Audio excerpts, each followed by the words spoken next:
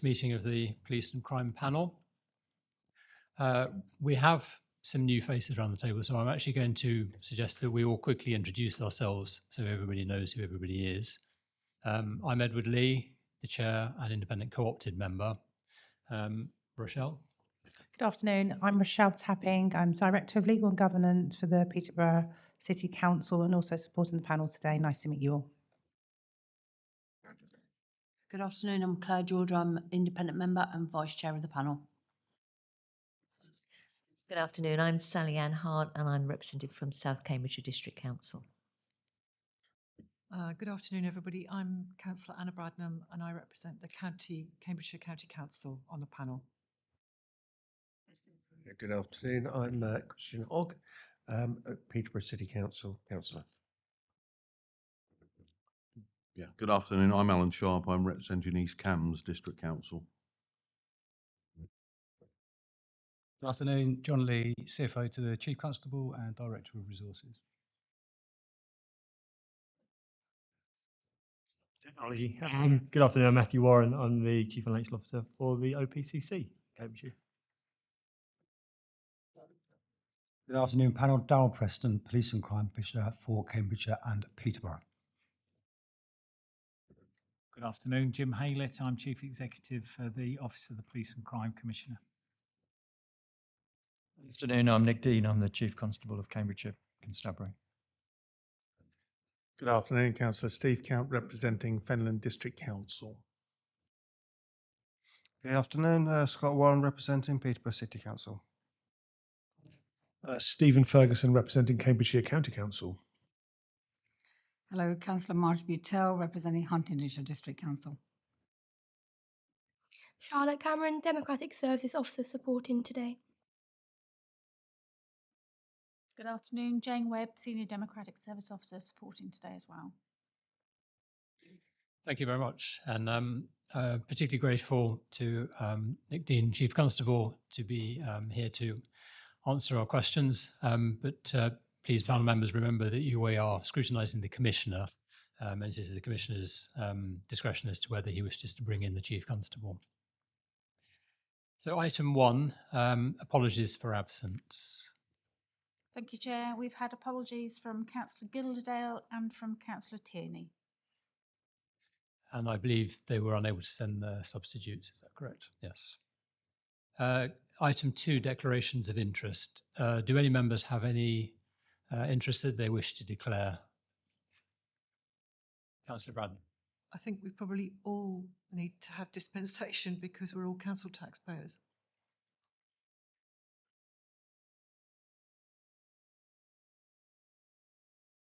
I don't think that's a disclosable interest. Are there any other interests that members wish to declare? Councillor Jones, do you want to just quickly introduce yourself? My apologies, ladies and gentlemen. Dennis Jones, Peterborough Councillor, or Dogsthorpe Councillor in Peterborough. Thank you. So moving on to item 3, minutes from the meeting held on the 23rd of November 2022. Do any members have any questions? Councillor Braddon. Chair, and it's with regard to something that you said right at the very beginning. I think it may have been reported slightly incorrectly.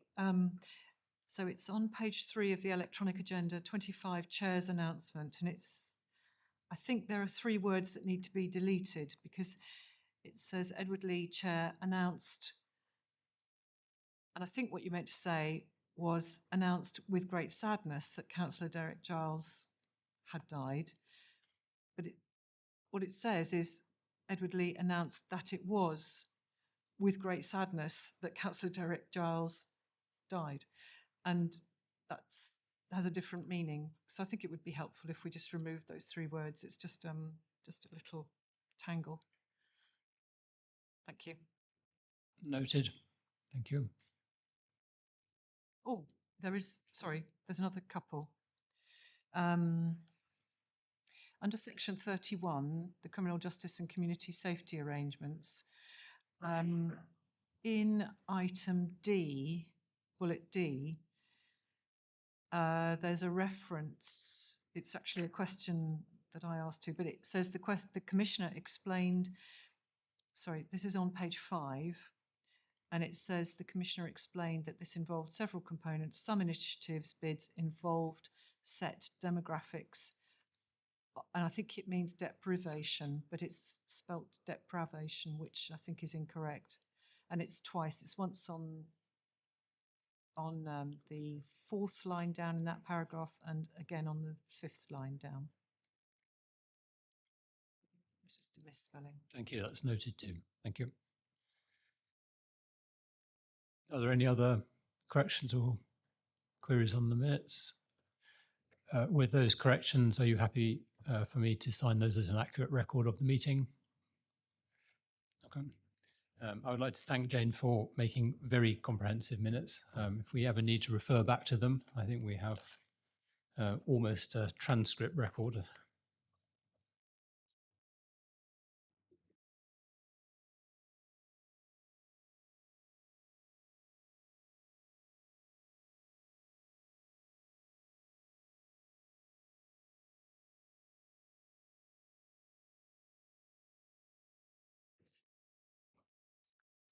Thank you.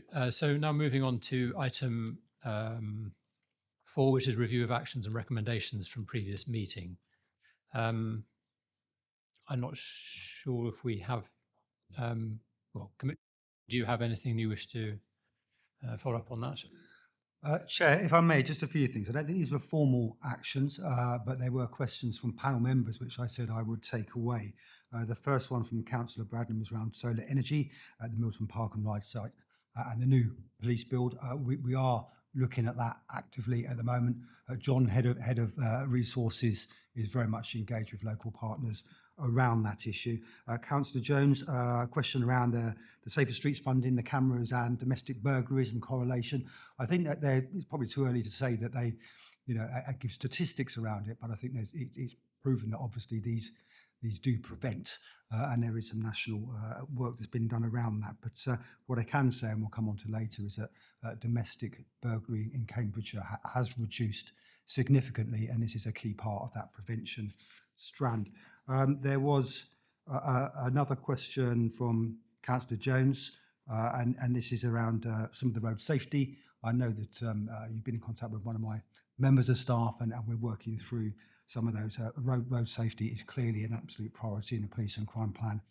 And for myself, Councillor Turney asked around the video doorbells as well. I met with Councillor Turney recently and informed him and gave him an update. And then Councillor Hogg around community members could now report community concerns via a link, and we do have that link. Hopefully that's been circulated. If not, we will make sure that you get that. There was another question about wet film processing in speed cameras. As of 3 years ago, they're digital, so that's now not the case. And there was a question around community safety partnerships and the holding to account. And actually, that's where I'll ask panel members, elected members, because it's actually the local authorities, the district councils and the city councils that hold their CSPs to account.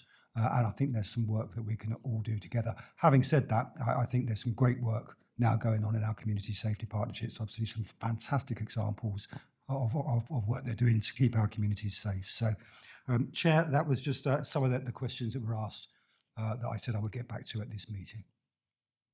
Thank you, Commissioner. That's very helpful. Actually, I think I'm glad that we have now added this as a standing item on the agenda to allow us to get that feedback from the previous meeting. Panel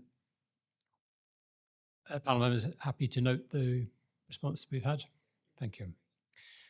Okay, so moving on to item 5, which is the public questions. Now, we did believe that we were going to have a public questioner.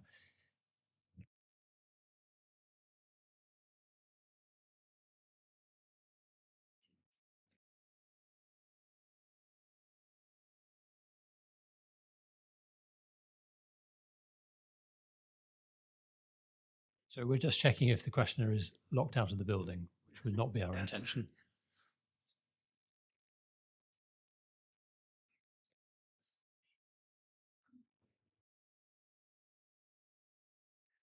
Ordinarily, I'd read the question or statement on the questioner's behalf, but we require some edits to it, and we need the questioner's permission for that, and we don't currently have that. So as it stands, if he's not here, then we will proceed to the next item.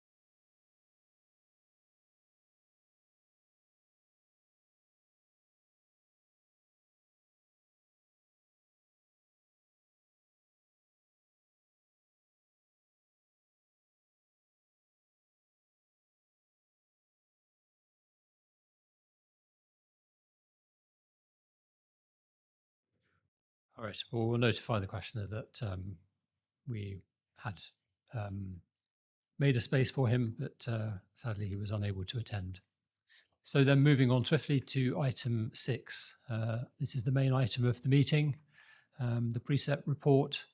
And the main purpose of this meeting is for the panel to exercise its statutory duty to consider the Commissioner's recommendation on the precept and to decide whether or not it wishes to exercise its veto power and require the Commissioner to come back with an alternative proposal for the precept. So I will now pass over to you, Commissioner, to introduce this item. Thank you. Thank you, Chair. And I recall this time last year coming before you and making the statement that I do find this one of the most challenging aspects of my job, a statutory responsibility. But the reason for that is I know that the direct and significant impact in some cases it does have on the residents and communities of Cambridgeshire and Peterborough. And in particular, at a time of a cost of living crisis, any raise in any taxes is clearly something that one would want to avoid if at all possible. However, my most important statutory responsibility is ensuring that the Chief Constable have the resources at their disposal to keep the good people of Cambridgeshire and Peterborough safe. And I take that part of my responsibility very, very seriously indeed. Now, I know that you've read the papers, so I don't intend to go through them line by line, and I won't talk in terms of millions of pounds, but rather in percentages, because I think that tells a better story and gives a better summary. So the increased grant from government this year amounts to less than 1% of our overall funding. And even with that grant, as well as my proposed precept rise of £14.94 for the average Band D, funding will still only increase in the constabulary to 4.1%. And clearly, we will all be aware of the current inflationary pressures of around 10%. That is significantly below our inflation rates. Now, it is unfortunate, but the constabulary, the police are suffering all those same issues that people in our households, in our communities are struggling with. All those energy costs, pay inflation, etc., impact policing as they do any other organisation, and just paying the bills clearly is significant as well. So I've been presented by the Chief Constable the requirement for 23-24 along with the Chief Finance Officer. And going through that, I've put to you today, panel, that I support the Chief Constable's request in asking for that increase of precept, which has been set by government. And I would like to say as well, there is an expectation from government that police and crime commissioners would utilise the full amount. It's publicised nationally as the funding for policing. And I think it's also worth saying that from my knowledge, there are very few police and crime commissioners up and down the country, if any, to my knowledge, that won't be utilising this money. And the main reason is to keep those additional officers. The 20,000 national uplift, but here in Cambridge, and I'll ask the Chief to talk to this in a moment, the Chief's done a great job in ensuring that we've met those numbers and indeed exceeded them. And when I talk to our communities, anywhere I go and talk to people, it's about having police officers responding to their needs, preventing and cutting crime. That's a government priority and it's a local priority for us as well. So the reason for that increase is to maintain those police officer numbers and ensure the effectiveness and efficiency of the police service here in Cambridgeshire. Now, I didn't just accept for read the requirements from the Chief Constable. I want to know what else could be done to ensure that the efficiencies and those efficiencies are there. So where we are in Cambridgeshire, to make more savings, well, we've already got 30% of our functions collaborated in Bedfordshire, Cambridgeshire and Hertfordshire. Probably one of the most mature collaborations in the country, and there is no doubt it saves us an awful lot of money, which can be back into local policing here in Cambridgeshire. Savings in procurement, where we collaborate with 7 forces, and indeed we've now got the national blue light commercial. So we're doing all we can, I believe, and probably performing better than many other public sector organisations. Charge more for services. It's very limited what police can charge for. And indeed, I have a personal view, one perhaps not discussed with the Chief Constable, but I know some PCCs will get very exercised about what the police service are doing and what they are policing, but their primary role is keeping the peace. So I think there's very few options. The next one is increased income generation, where there is some work going on that with the constabulary enterprise strategy, which we discussed, I believe, at the last meeting. Well, better management of resources. Well, we've had from HMIC, SIP for external audit, that actually our management of resources is good.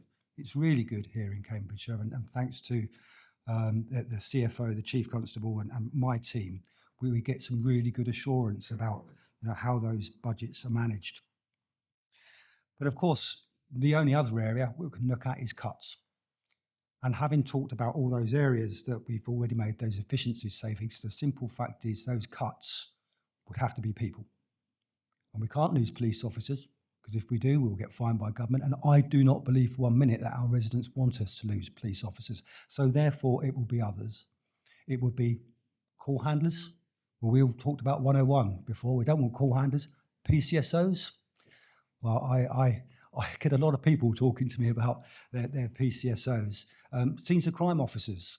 Without these, your frontline policing service would be significantly impacted. Even fleets. Well, we've got over 200 police officers coming in. If they don't have the ability in a vastly rural police force area to get from A to B, then it's pointless. It's absolutely pointless. So what I do just briefly want to touch on is some of the successes. We do know that we have record numbers of police officers here in this county and increasing as well. And that's what the public want. That's what they always tell me. We know neighbourhood crime is down on the 2019 baseline figures. And in fact, 32% reduction in domestic burglary, which is an abhorrent crime. And that is good news. But there's some other areas as well. Homicides down by 50%. And some of those other areas which are more local community impactful. In Cambridge City, I don't think we've got our Cambridge City representative here today, but some excellent work by the Chief Constable and his team has seen cycle crime drop by 60%. It's now not in the top 5 cities for bike crime, whereas infamously it's always been number 1. So that's a significant impact there in Cambridge. And I'm particularly proud of rural crime and the work that the Chief Constable and his great team of officers have done in reducing significantly rural crime, in particular the crime of hair coursing, which is so impactful on many of our communities. So I think I've said enough there in relation to my ask of this panel, but if it would be useful, Chair, I would like to hand over to the Chief Constable to give a little bit more context. Please, thank you. Thank you, Commissioner, and thank you, Chair. So, panel, what I want to just quickly outline are 5 main points in relation to the Commissioner's stance in terms of raising the precept. The first of all, as I did last year, is a thank you. A thank you for the precept rise last year and outlined, as I did at last year's panel, what we did with that money. And the promise that at last year's panel, what I would do with this year's money. And it's pleasing to say that that investment has been made and the police staff and police officer recruitment has been done in line with what I promised at the panel this time last year.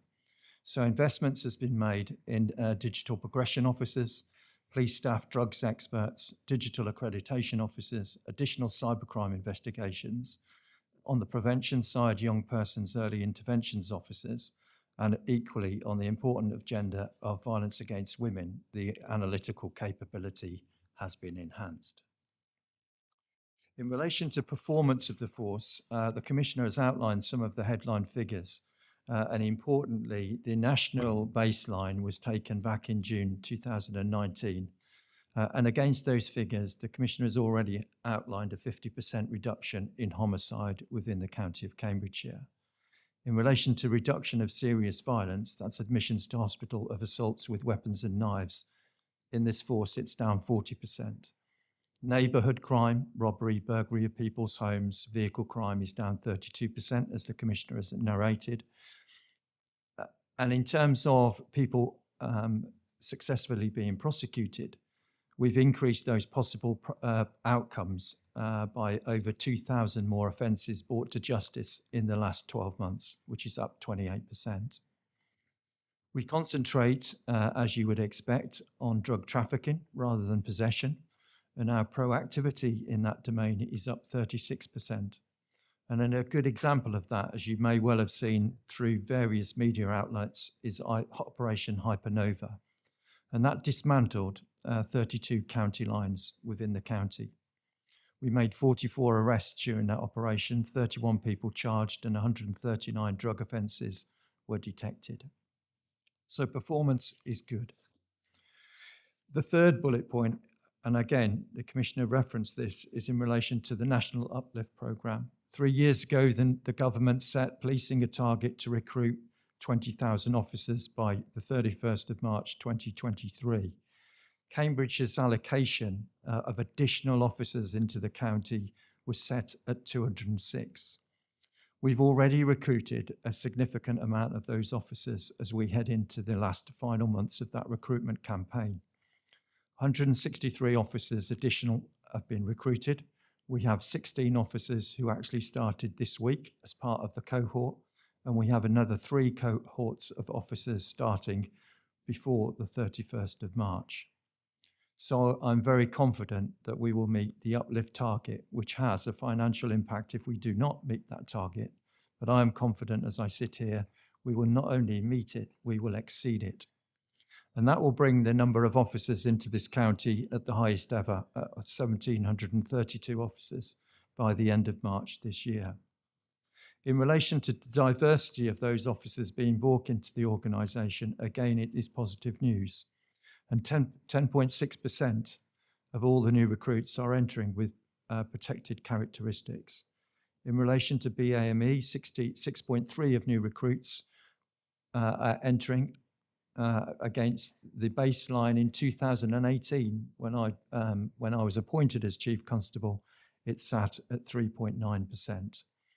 And in relation to female officers, we now sit at 35% of my organisation of female officers are now female officers. You will have well be aware that there are 3 routes into policing as we currently sit here. The traditional route, as it's called, the PCDA, which is those non-holders of degrees, and we give them a degree over a 3-year programme, and also degree entrance. They hold a degree, they enter policing. Well, in relation to the people, has been much myths rumoured about by equally my colleagues and in the media about how officers are leaving the police service in droves. It's pleasing here within Cambridgeshire that it averages out just over 4%. I spoke to my colleagues in other sectors and their turnover is well above 20%. So we are not losing officers as we recruit them. I mentioned the diversity, and the diversity of entry routes has not been affected in Cambridgeshire by those different entry routes. In fact, it's been enhanced. And in relation to BAME officers, the degree holder entry route is putting recruitment of BAME officers at 12.5%. The lowest BAME entry route is actually the traditional route. Am I losing officers to other forces? Then of course I am. But we match that by the officers we attract into the organisation. These are low numbers compared to the overall establishment of the organisation. So I've lost 18 officers who have transferred out for various reasons, and I've gained 18 officers from a variety of counties. The pandemic had a significant effect on all of us, and not least the organisation. But pleasingly, we went through the pandemic with very low sickness levels. And again, my sickness level this week is just at 3.2%. So my officers are motivated, they're doing an excellent job, and they're motivated to come to work. Of course, there are challenges, which brings me on to my fourth point. With all that recruitment, there are young officers out on the streets of this county. 80% of the recruits nationally that are recruited, and we see a similar profile within Cambridgeshire, are below the age of 26.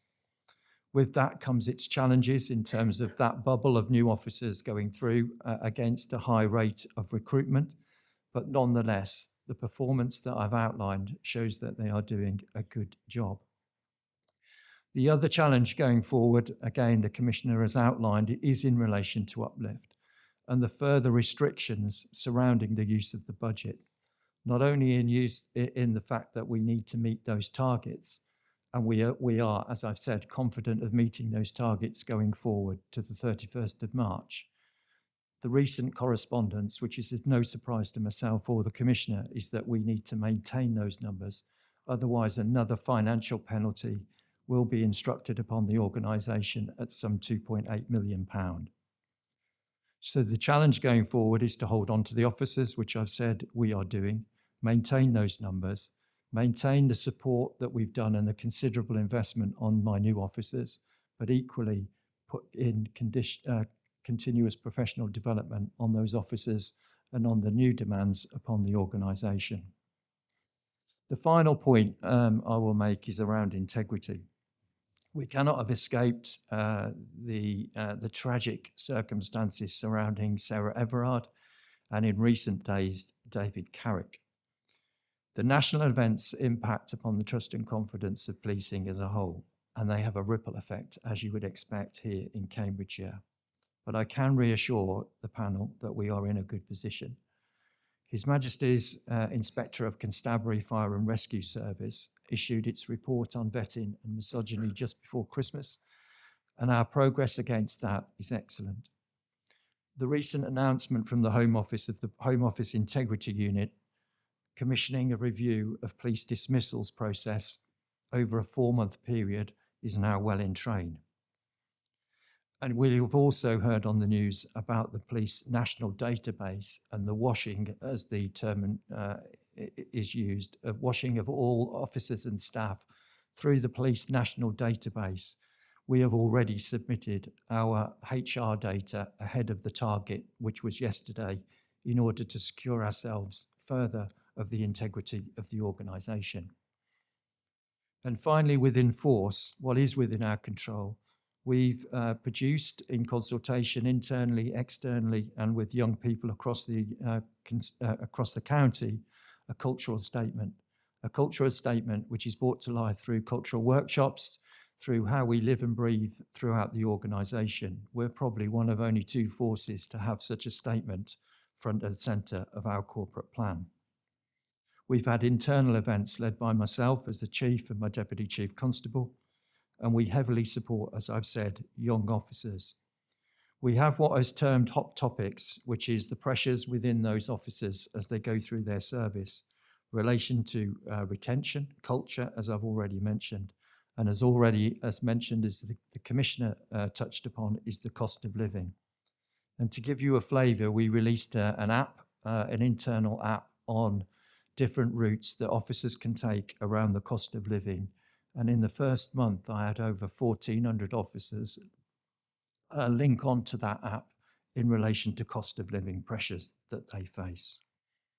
Every meeting that we go has a cultural statement at the beginning, and we ask ourselves against the organisational values, which I set out on appointment and have reiterated throughout my time as Chief Constable, and also with due regard to the ethics of the organisation.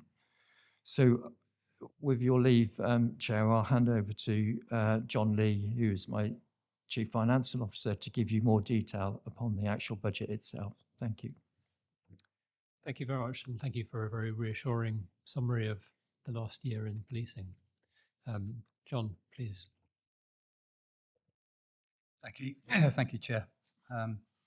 Okay, so I'm going to just give you a quick overview of the budget and the budget papers you've got within your packs today. So within the pack, you've got the medium-term financial strategy, which gives that context that the Chief has outlined and is very much focused on the revenue budget. It provides some commentary around the capital programme and links across to the capital strategy, which is also in your pack with the Treasury Management strategy statement as well.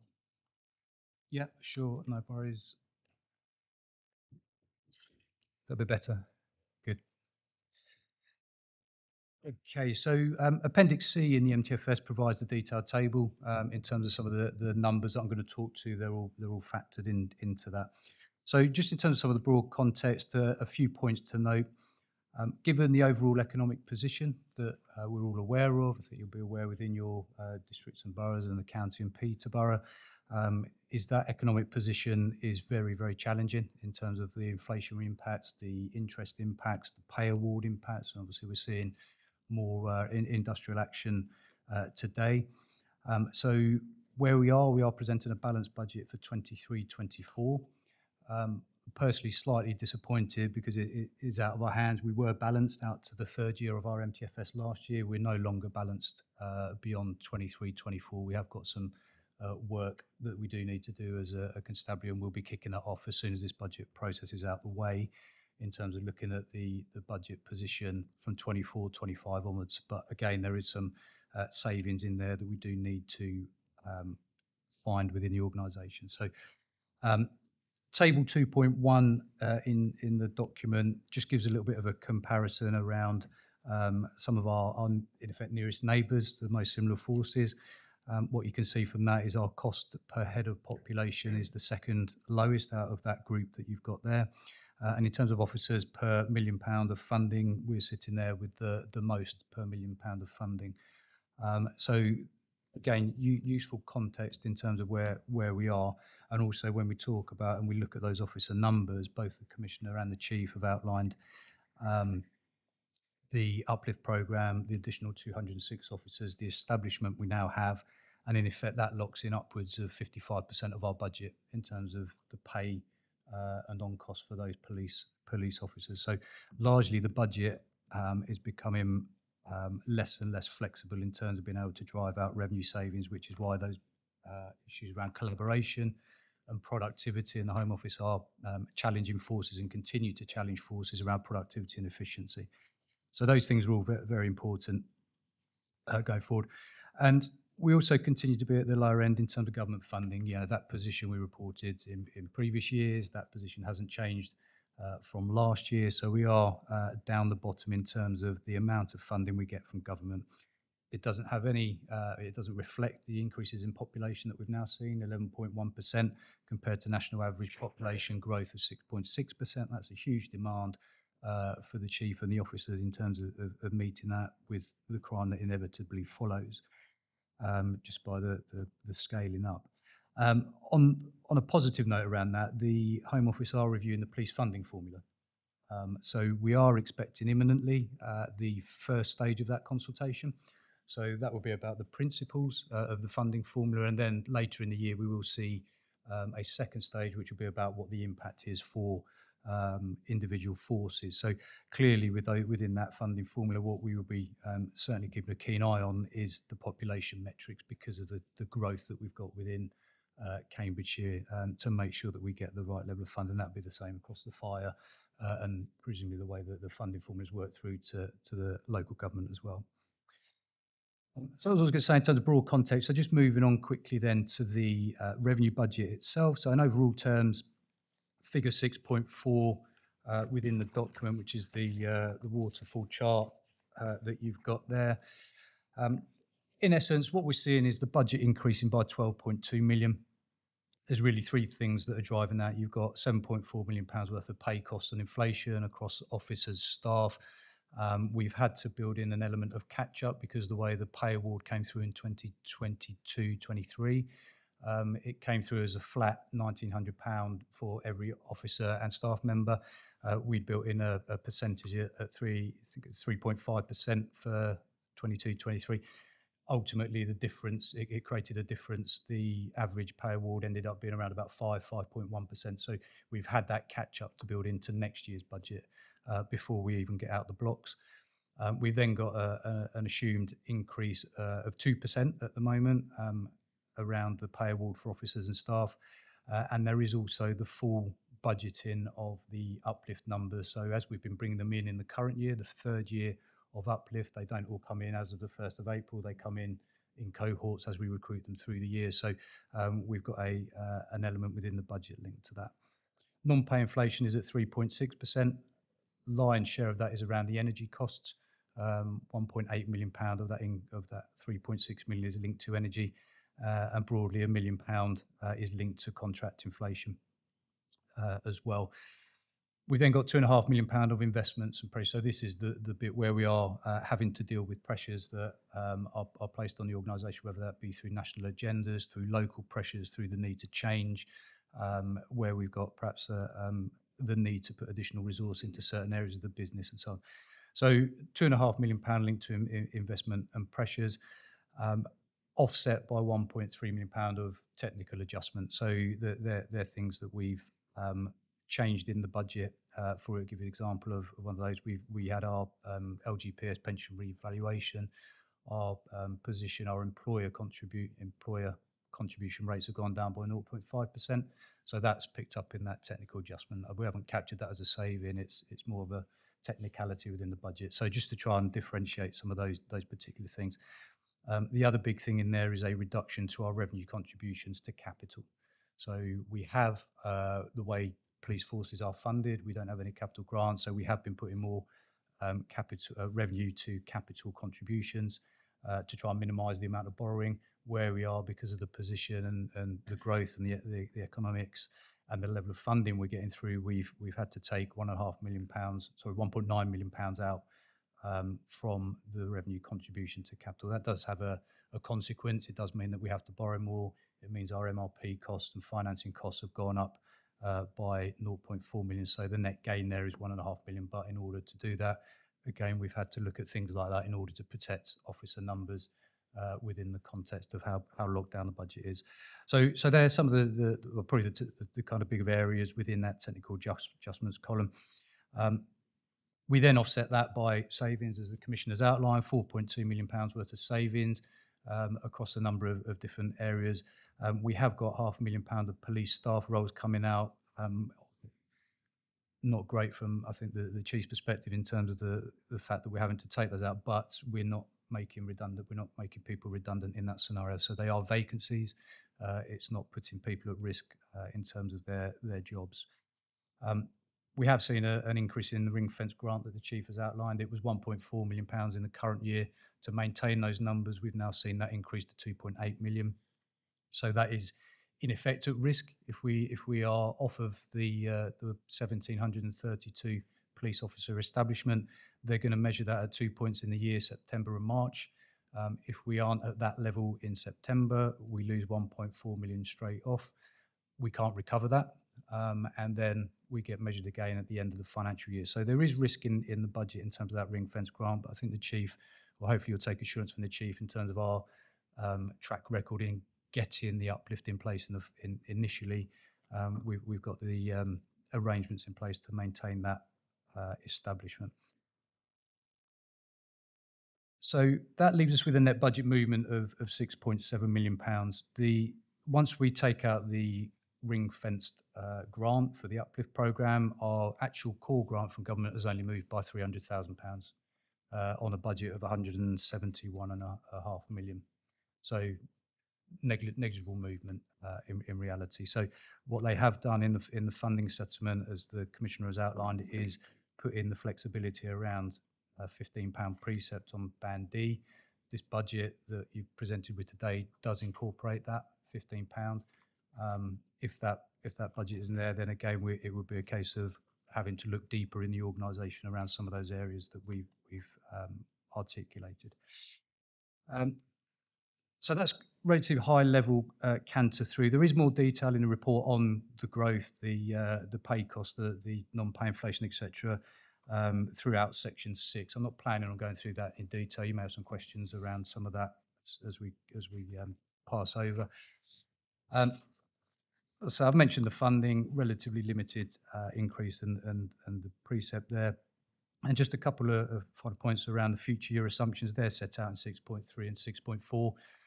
Clearly, we will need to come back and revisit some of those, particularly around sort of the inflationary impacts that we've built in. So I've asked my estates team as we go forward, and they do already, to be fair, they are tracking the energy usage and costs so that we can get a good handle on actually how we're seeing that move over or throughout 23, 24, so that we can ensure that we're making robust estimates as we refresh the MTFP, because we know we've got those gaps in the budget.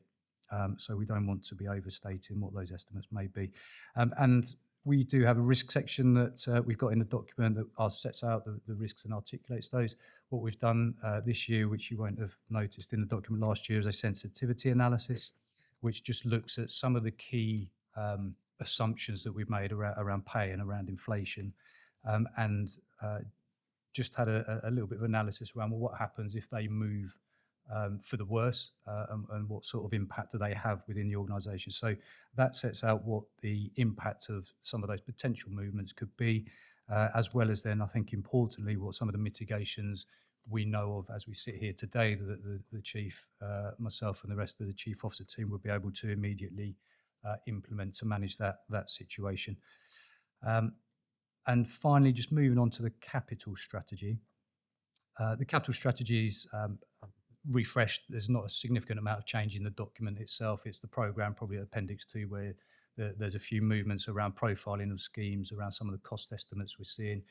Again, the capital programme has suffered from increases in cost estimates around supply, around material costs, around labour, and so on and so forth. So again, that will need to be kept under review as we move forward, and we're doing a lot of work and due diligence around some of those schemes to make sure that we are sort of managing those costs down where we can. There's a couple of new additions around custody improvements, not around the Milton scheme itself, but just in terms of our existing custody to make sure that the existing custody estate remains fit for purpose. Some refinement to the net zero carbon budgets that we've got in there, particularly around the electric vehicles. So we're looking at a pilot in terms of this coming financial year in terms of a number of electric vehicles with charging infrastructure up at the Cops Court office in Peterborough. So the details there in Appendix 2. The main point of note for, I think, the capital programme is that we've got no government capital funding, so that forces all of our financing costs or forces more borrowing into the capital programme and the financing of that. So we're seeing more impact come through in the financing costs that hit the revenue budget. The other main sources of funded capital receipts and revenue contributions to capital. So whilst they're sort of decreased dependent on surplus assets and being disposed of, etc., it is forcing more borrowing in the capital programme. And I think ultimately that is where the Home Office, through previous PCCs and various lobbying, wanted the flexibility through the kind of precept and the revenue side to be able to fund those kind of capital financing costs. So what we are seeing is an increase in the financing costs that come through to the revenue budget from just under, I think it's around about 1%, I think, to 4% by the end of the current financial plan. That is factored in clearly if we can reduce cost, if we can limit borrowing. So there's an issue in terms of the timing of when we borrow as well. That also impacts on all of that. So we'll be keeping all of that under review as part of the Treasury Management Strategy, linking in also with Matt as the PCC CFO as well. They're the kind of main issues, I think, in the capital programme. And I'll pause there and pass back to yourself, Chair, and whether the Commissioner wanted to sum up in any way.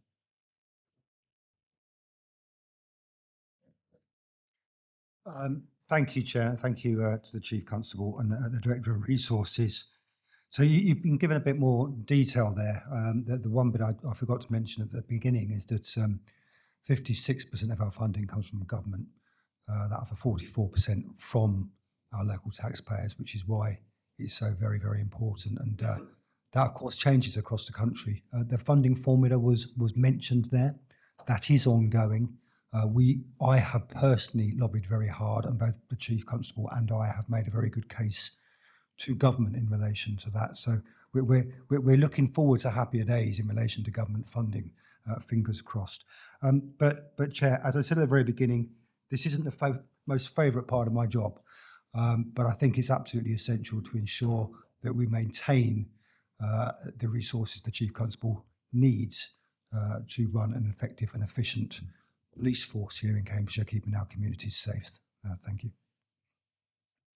Thank you, Commissioner. And I'd like to thank you and your officers and the constabulary's officers for preparing such a detailed, fact-rich report for us. I think we really do have all the evidence we need in order to scrutinise the precept proposal. So thank you for that. And thank you for the additional detail that you've provided verbally. So over to panel members. Councillor Ferguson. Thank you, Chair. So the first question is about the precept survey. Looking back at previous surveys, in 2021 we had 1,270 responses. In 2022 we had 1,566. And this year it's down to 646 responses from a population of about 850,000, which is almost a 60% decline. What went wrong with the survey this year? Thank you, Chair. I'm not sure it went wrong. Look, I think we put some detail in the report. We're all struggling with surveys. It was slightly different this year. It wasn't just a click here if you agree, click here if you don't. We actually asked for some feedback. I suspect that put a number off. That was never the intention. I'd be more than happy. Just on that survey, you will note that 61% showing positive support. That's probably contrary to some other surveys that have been done, not just in this county, but in other areas as well. Policing across the piece and across our country tends to get more support or some significant support from our communities in relation to this particular area. And I get that. I talk to lots of people in our communities and knocking on lots of doors and speaking to people. There are a lot of people out there who we need to fund our police service by even more. And I know, of course, the same argument would be made to other public sector, National Health Service. And I've got to be I've got to be honest, for some of our councillors sitting on district and county councils, I feel your pain as well, because some of the services that you're providing are absolutely essential for our communities as well. But I don't think it went wrong. It's difficult. It is very difficult to get some of those harder reach communities. We all struggle with that. The interesting part that we found, we did a survey for young people, young voices, in relation to their concerns. And we've had a really good response, over 1,000 responses to that, because we're asking young people a question that they're interested in. They are not interested in council tax. So we find, that is the case. But I take your point. I would want far more. We will continue to work, not just internally, but externally. And I know we sought your help here as well in getting that survey out. But I take on board it was less, but I think what we got back was richer. Thank you for that. And I do appreciate how hard you work in connecting with communities, because I see you almost more than anybody else on my rounds doing my civic work as well. So I appreciate that. As you said, particularly disappointing though is engagement with young people. I mentioned this last year, and this year we just had 18 responses from people under the age of 24 as well. Obviously, the ethnicity split is not representative of demographic, and this year there seems to be quite a large male to female bias in responses as well. So I'd just like to implore you to work even harder in trying to contact those, not always, but hard to reach communities as well. So thank you. Councillor Bradnam. Thank you, Chair. I've got several questions, but I'll confine myself to two for the time being, and I'll come back with some more later on. So, question one is short, and we're considering whether or not to approve your precept request. So, what will happen if you don't get it? And the second one is to do with the number of officers. I know we've got this target of 732 by the 31st of March. So I wanted to know, how many do we have right now, currently? And given that it's much easier to retain engagement with people rather than to gain it, can you reassure us, and since the funding is contingent on maintaining the number of officers, can you reassure us what you are doing to retain as many of our trained officers as possible? And I say this in the light of the information that we had at conference, where we saw so many young officers start their training and then drop out within year 1 and 2. So it's how many officers do we have currently, and how are we going to retain that 273 once we've got them? Thank you. Thank you, Councillor. I'm going to hand over to the Chief Constable in a moment because they're very much in his domain. But I will take the first one. You know, what are the consequences?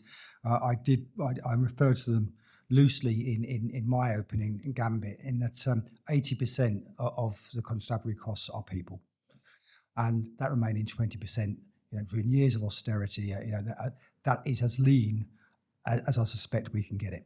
So the Chief Constable has very little alternatives. We can't and wouldn't lose police officers, so it's then support staff.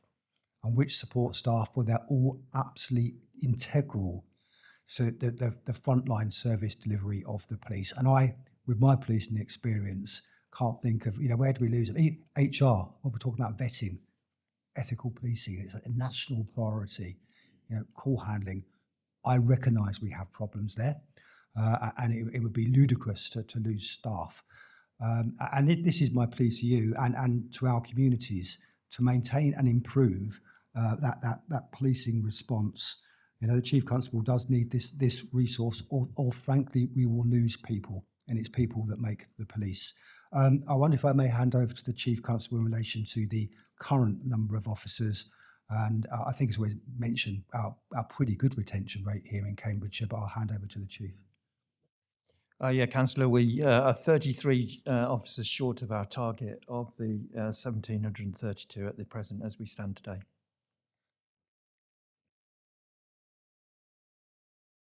Can you reassure me about what you're doing with regards to retention of existing training officers?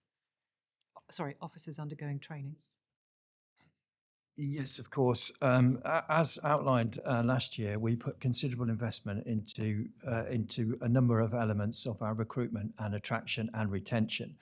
Specifically around retention of new officers, we have developed and implemented continuous professional development units.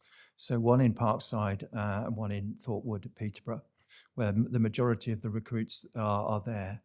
There is led by an inspector, 2 sergeants, 1 in each of those CPDUs, and a number of coaches. Those are experienced officers which work alongside each of the shifts within those 2 locations. Additionally, with detectives, in order for retention of detectives, those CPDUs have been boosted by 2 detective sergeants and also 4 detective constables, so that they are, again, sort of mentors, tutors against the detective input. We've done considerable work in developing our positive action team. So again, a sergeant, Suki, who leads that element of work, has been really active with his other 2 officers. We have attraction PCs who actually maintain contact with the applicants into the organisation as they progress. And also we have developed a technological onboarding app to attract officers and maintain their interest with the organisation as they go through the selection process. As we've said, we do what is termed hot topics under our strategic workforce plan, which cover those issues out of retention of why people are leaving. There is no real sort of outlier why officers leave. We did find in the early push for officers to come into the organisation under year one of the recruitment that actually they were entering without, should I say, too much knowledge of the reality of policing. And, you know, when we look back, that was during pandemic, when there was concern about a large number of people coming out of the pandemic unemployed. Maybe we attracted the people who were not suited to policing. That, as I've said, the attrition rates are well below that now. We do retain officers. We don't lose many officers to other forces, as I've said. So, you know, reassurance that once they're in, we do put a considerable investment into retaining them. And the final element of those CPDUs are HR professionals. So we have HR professionals purely for Cambridgeshire, not in a collaborated unit, which are stationed out in the front line with those officers who guide them through any sort of HR difficulties. That the last thing we want to do is put them through a capability process. Thank you, Chief Constable. One of the things I was particularly concerned about is that you've said yourself 80% of these new recruits are under 25 or 26. And these young people are facing situations that they will not have been in before, obviously, but that could have the potential to cause them quite a lot of mental health issues themselves. And I just wanted to understand what we are doing in the way of supporting them as a whole person emotionally. Incidentally, I'm very pleased to hear your cost of living app is going out. So if they're struggling financially, there's a way that they can seek support that way. But I just wondered, in terms of their whole development as an officer, that we want to keep long term, we want that experience. But can you just perhaps talk a bit about that? We've done a considerable amount around welfare. So again, within the CPDUs, we have a wellbeing connection. We have the app, as I've said, and the link on each officer's desktop around advice, ranging from financial advice to emotional support. We have a number of wellbeing champions under a wellbeing network.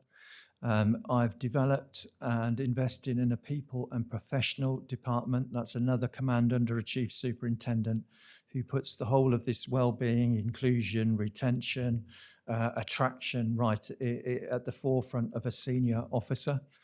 That we go along with what's termed the Oscar Kilo national framework around well-being of officers. And in fact, the wellbeing outreach service was at headquarters today.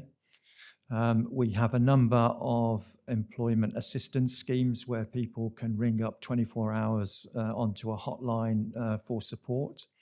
I have an excellent chaplaincy and support network. I met with my lead chaplain yesterday. So there is considerable investment in terms of leadership, in terms of support, of well-being, you know, right the way down to tactical examples of every officer who is assaulted. And I have to, you know, be honest with the panel, that is every day, is that I personally phone or make contact with each officer in terms of any assault. I don't know many chiefs that do that. But there's a whole host of stuff which we do on wellbeing, and I actually think that is well then reflected within our attrition and our loss of, you know, low level of officers across the streets. Thank you very much. I'm reassured. Thank you. Councillor Hogg. Thank you, Chair, through you.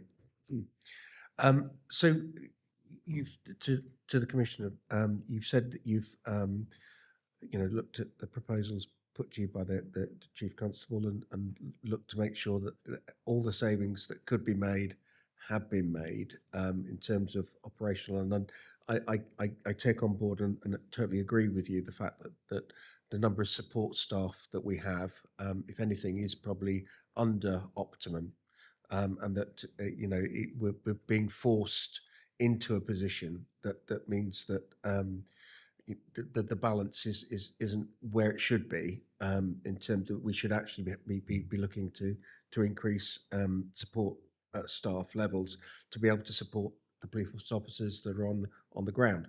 But I just wanted to turn really to your own office. You've got at the moment you've got a deputy police and crime commissioner, who obviously has a salary attached to it, and I just wanted to make sure that some time ago that you took the decision to take that on board. It wasn't a mandatory position, but you felt that was something that you wanted to have, to be able to support you in your role. Now I know that previously, when Ray Bisbee was deputy, there were certain responsibilities that he had that meant that the commissioner at the time was able to kind of pass elements of his role onto Ray, and know that those would be done. So my question really is your current deputy still giving you value for money? And what have you taken that approach of kind of offloading certain elements of your role to him, so that he can concentrate on those? I know Ray was, for instance, road safety policing was one of the things that he particularly was championing. Yeah, thank you, Councillor. I mean, you've asked me, is he value for money? Clearly, it's part-time role, so it's around 2.5 days or a half-time role that he's paid for. But I can assure the panel that he does what I ask, whether that's during the evening or during the day, and a drop of the hat as well. When it comes to delegated responsibility, I mean, the police and crime commissioners take that a different view in relation to their deputies up and down the country. Some have some very significant delegated responsibilities and possibly do less themselves. I made it clear from the outset I wasn't going to give specific legislative designated responsibilities to my deputy. I'm the police and crime commissioner. I'm the one that you're holding to account here. So in relation to my deputy currently, he certainly fills in and stands in and contributes to a number of strategic meetings. Today, although I believe it was just cancelled, there was a combined authority meeting, one which takes up anybody who's had the knowledge of that some significant time. And he will attend those on my behalf. I do attend occasionally, but he will attend those on my behalf, including many other strategic meetings. But particularly, you will know my deputy has some quite close connections to Peterborough, which is a unitary authority, and does have some great, wonderful place, but has some significant policing challenges as well. And he's made himself very active in some of those local community events there as well. But I'm happy to go away and come back with more at some time in the future, Councillor. Thank you. So I just wanted, because I know that he does, he is out and about in Peterborough, but obviously there's the rest of the county, and I'm sure my colleagues in other areas of the county would want to see him being out and about in their areas too. Yeah. Yeah, I can assure you that it's not just Peterborough. He has been to many other places as well. He was in Huntington a little while ago in relation to a civic ceremony there, but it's not just Peterborough based. Thank you, Commissioner. Councillor Sharp. Thank you, Chair. I've got sort of one comment and two questions, really. Just like to thank you for the thoroughness of the financial report, because certainly I've got one or two queries on it, but by and large I can understand the logic behind what's happening. One of the questions I've got is, and I think it's on page 84, 4 point, in terms of, it mentions Thorpe Wood and the strain of the accommodation there, and I know we're putting money into another site. Are we happy that we've got the accommodation for the new officers in the northern part of the county that will sort of make sure they're efficient? And the second question is really around future years rather than this year, because John touched on it in terms of the budget is not balanced going forward. We've got, I believe, you said there was a 2% increase for staff factored in, which obviously, if inflation carries on higher, then that may be under pressure. But equally, there's two other things. There's obviously the fact that we don't get any capital budget. The borrowing costs, I know why, they're going up quite substantially in the 2 years after this year because of the Southern Police Station. And then obviously you've mentioned as well, which is another contributor, I think, is the revenue contribution to capital. So I just wondered how, I'm sure it's going to be a very difficult time balancing those, but how confident are you that you're able to do that?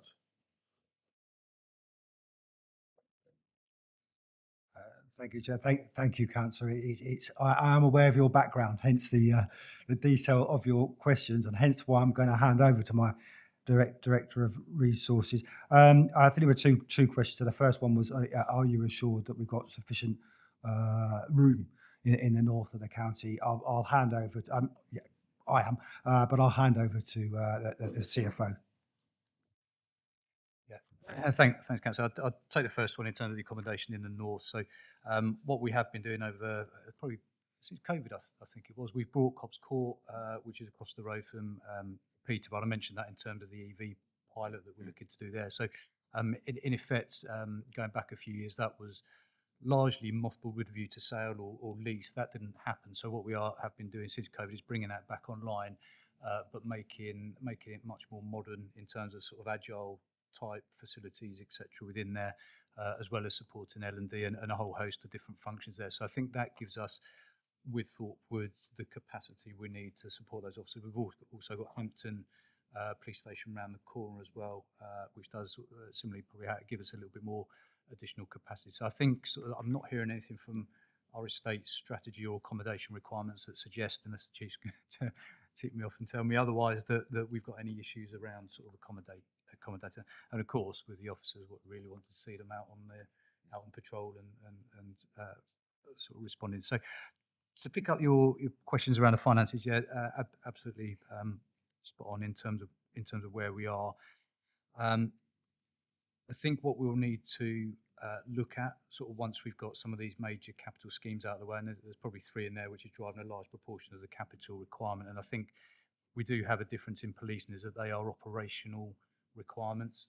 So in terms of putting modern custody facilities in the south along the police station, a firing range that we're looking at with our collaborative partners, as well as a training facility. They are things that support the operational needs of all three of those organisations and for Cambridgeshire. So we can't defer those because we do need to move on those. So we do have to incur those costs, and you've highlighted that. So I think where we need to get to, I was talking to Matt earlier, is we probably need a period of time once those schemes are done where we are almost like holding our capital position, not incurring additional borrowing, seeing where we might be able to make additional rationalisation of the estate to drive capital receipts to then look to pay off some of the borrowing or finance other borrowing, so we avoid the need to take any further out. So I think it's a particular long-term view we need to come to with that, and I think certainly as that capital strategy continues to evolve and those projects come to realisation, we need to kind of keep that under review. So yeah, the RCCO element sort of feeds directly into that. I mean, ideally, I'd like more RCCO in there to avoid the need to borrow, but unfortunately, given where we are with the budget, we're not in that position. But in terms of the budget gaps, what we will be doing, like I said, once we're through this budget round, we will be kicking off our CAMSTRA process, which is our business planning process. I think there's reference to that in the documentation. And that is very much part of the HMIC findings that they like about the constabulary's business planning process sitting alongside the financial planning. Within that, we will be giving much more focus around the transformation element, the thinking outside the box. How can we do things differently? Not being sort of, I guess, traditionalist in our thinking. So we will put that challenge out to all of our strategic leaders across different business units in terms of trying to find ways that we can reduce our cost base whilst protecting officer numbers, whilst maintaining the infrastructure. But it is very difficult because of the what does sit behind that is often unseen. But that's where we'll be taking it. Like I say, effectively as soon as we've got this budget. So. Thank you. Thank you. Councillor Jones. Thank you, Chair. I guess mine is more around the perception because a question asked last week when we had the precursor to this meeting is the general question is, as frontline councillors, what are we paying for? And one of them is around 101. Okay, is the 101 and the response times. That's what, if you like, on the demand side. And you've already said there's a concentration on the trafficking side rather than the possession side. But that is something that a lot of people, they see, they live in blocks of flats, and there's the smell of weed permeating their premises, and we're called out to that. There's dealing on every street corner. And the other thing is if you go to, if you like, to the supply side, I think you said it's either 6 or 7% of the estate is post 2000. So there's an awful lot of asbestos. So you've got this. I can understand the pressures. On the one side, we've got this. You need to have agile working. You've got a lot of buildings that really are no longer and soon won't be fit for purpose. And looking down the road, it's got to hit the buffers somewhere because these people have got to have somewhere to live and work. And then there was the thing in Peterborough the other week about the clear, hold and build strategy, where there's, again, you've got a central strategy that has got to be made to work. But with frontline officers who were I was at a police event last week, and it was, yeah, this is great, but. And it's that hangs in the air over from, if you like, from the supply side, and indeed from people that we talk to. It's, we all know it's not necessarily the crime, it's the fear of crime and the response to it. Perhaps going to, I had to ring the RSPCA the other week because somebody's gone missing. I think they've actually died. But the operator was based in Rotherham, and I think somebody else mentioned it, Anna mentioned it before.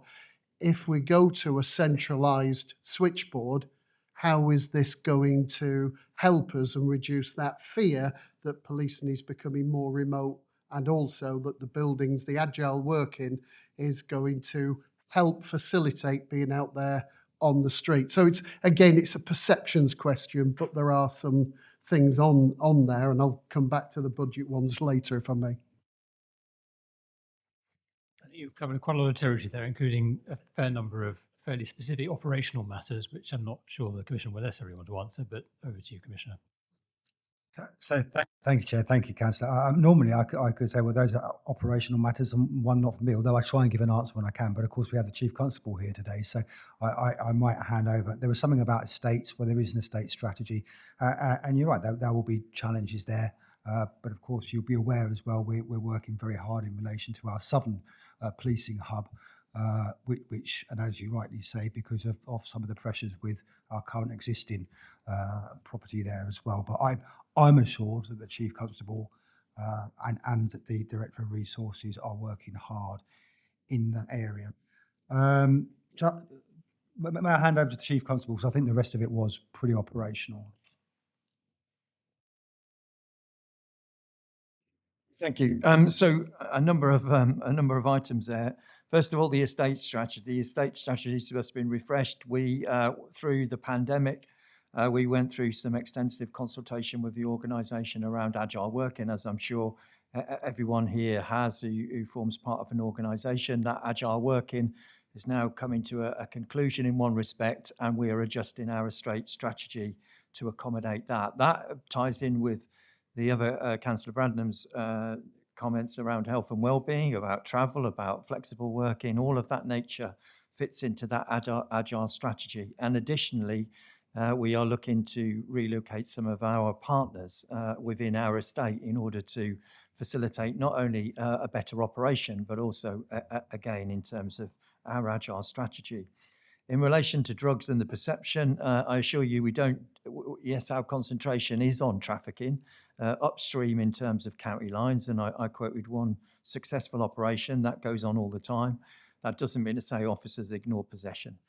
There is something around the perception of crime that any police force needs to tackle, and that is at the forefront of our minds. We've refreshed our engagement strategy. In honesty from myself, I think during the pandemic we lost that connection with our communities, but we're now regaining that through the engagement strategies both in the north and the south of the county, which cover the outlining of Fenland, East Cambs and South Cambs as well. So there is a number of things there. Clear, hold and build. We are at the forefront of the serious and organised crime strategy around clear, hold and build, a strategy which has been implemented in a number of areas of the country. The event in Peterborough was very much on our request that we want to be part of that, but it does require our commitment, but equally it does require the commitment of partners on very much one line of that strategy, and we'll be certainly putting pressure to work as a multi-agency team in order to tackle that in the north of the county. So yeah, fully accept it. In relation to demand hub or call taking, of course, you go to any call centre now and you probably won't get a local answer. I think policing is unique in that you do get within the county, I've been in policing nearly 31 years, and I remember local control rooms where you had one in, I'm sure here, one in Huntington, one in Parkside, one in Peterborough. The advances in technology mean that we had to centralise. It's more efficient. It's more productive. It gives more professionalism around call taking. Simply to have a number of call taking centres across the county is just not viable. But there is something about still maintaining that local knowledge. One of our AFIs from that inspection report last year was about responding to the public. That is very much at the forefront of my mind around 999 calls and 101s. And the presentations and the commitment from myself into the Commissioner is that we are doing something about it, not least some upgraded technology which needs to be introduced before 2024. So hopefully that reassures you. Thank you. Can I just ask for a clarification on how calls are routed? So which calls would get routed out of the county? There are very few calls that are routed out of the county. In fact, it's time to leave.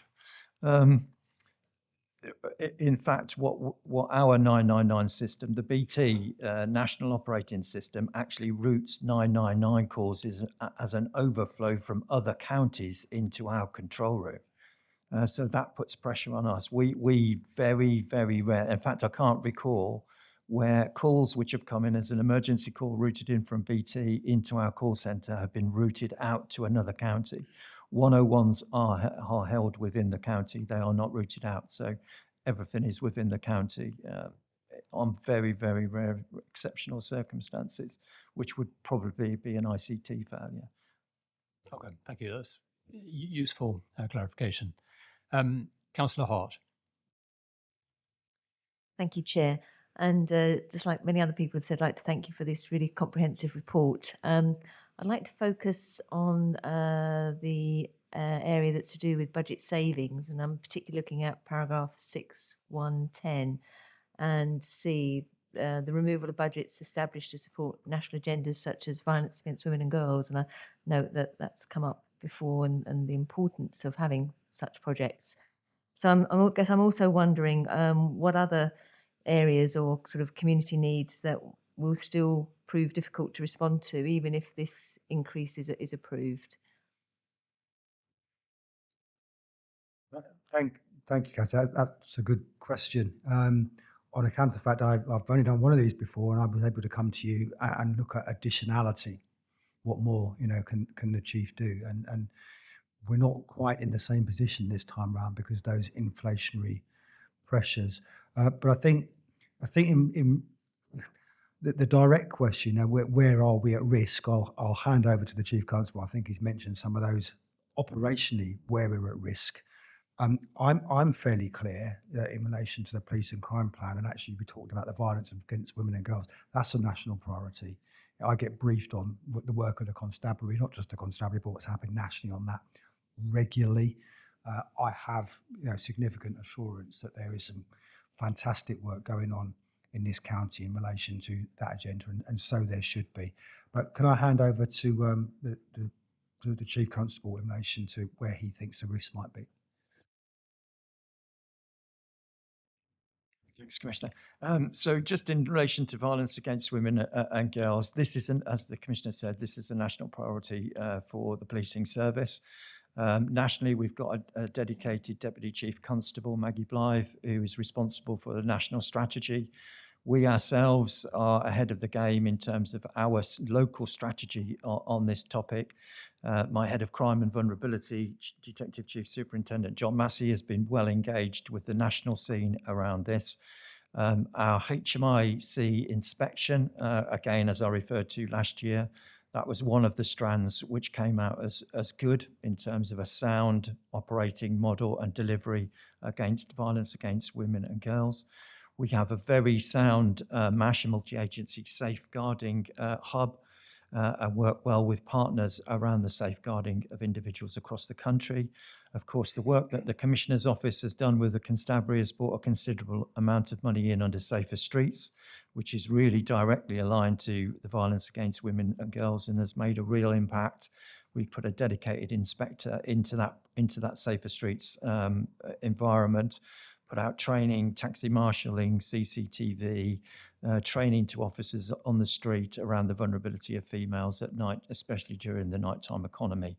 So, reassured, we are on top of it with violence against women and girls. I've literally just come from Chief Constable's Council, where we as nationally chiefs have recommitted our investment within that national team. So it's certainly not going to go away in terms of where we are on that important topic. Thank you. I mean, I'm to realise that's just sort of one area. I mean, I guess I'm also thinking about, I think it's in the report as well, the sort of the mental health needs across the county and how the police respond when they're called to those type of incidents. And I guess I've got some reassurance, I mean, because that's something that's also not going to go away. Yes, you're correct. And actually, there is a national piece of work which we were involved in terms of mental health demand upon the police service. What that showed from the early data is that the number of incidents that we respond to or have a mental health tag into our control rooms actually hasn't increased. What has actually increased is the time it's taken to deal with each of those incidents. And particularly with police officers, it's the handover to our health colleagues and mental health services that ties police officers up on a considerable amount of time.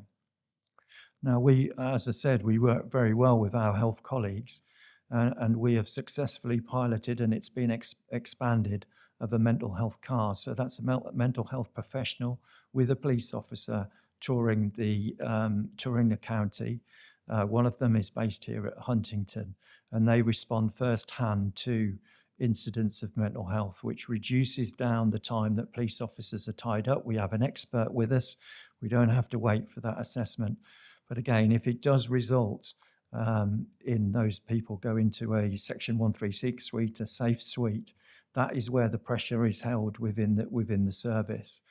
And I suppose, coming back to your original question about the pressures moving forward, maybe about violence against women and girls or around the whole public protection, then what we have to bear in mind is the move from local authorities and the county council to split children's services, adult services. And that is not without its consequences on us as police, health colleagues, etc. When we have a coordinated single approach, the pressures going forward that John and I have articulated will be enhanced by that split. And I am very keen, as I'm sure other colleagues are, that we do that's not to the detriment of people who need our calls for service, but actually it will put a considerable challenge and pressure on us moving forward. and we need to have those discussions as a statutory partner in that three-way partnership across children's services especially. Thank you. Thank you. And I think that's something that panel members need to take, or particularly the county panel members need to take away and have further discussions outside this meeting. Councillor Hogg. Thank you, Chair. To you. Just a question really on clarity. You mentioned about Cops Court in one of your answers to Councillor Sharp's questions. Yeah, I believe that property was leased to a charity, Embrace, in 2020 for 5 years.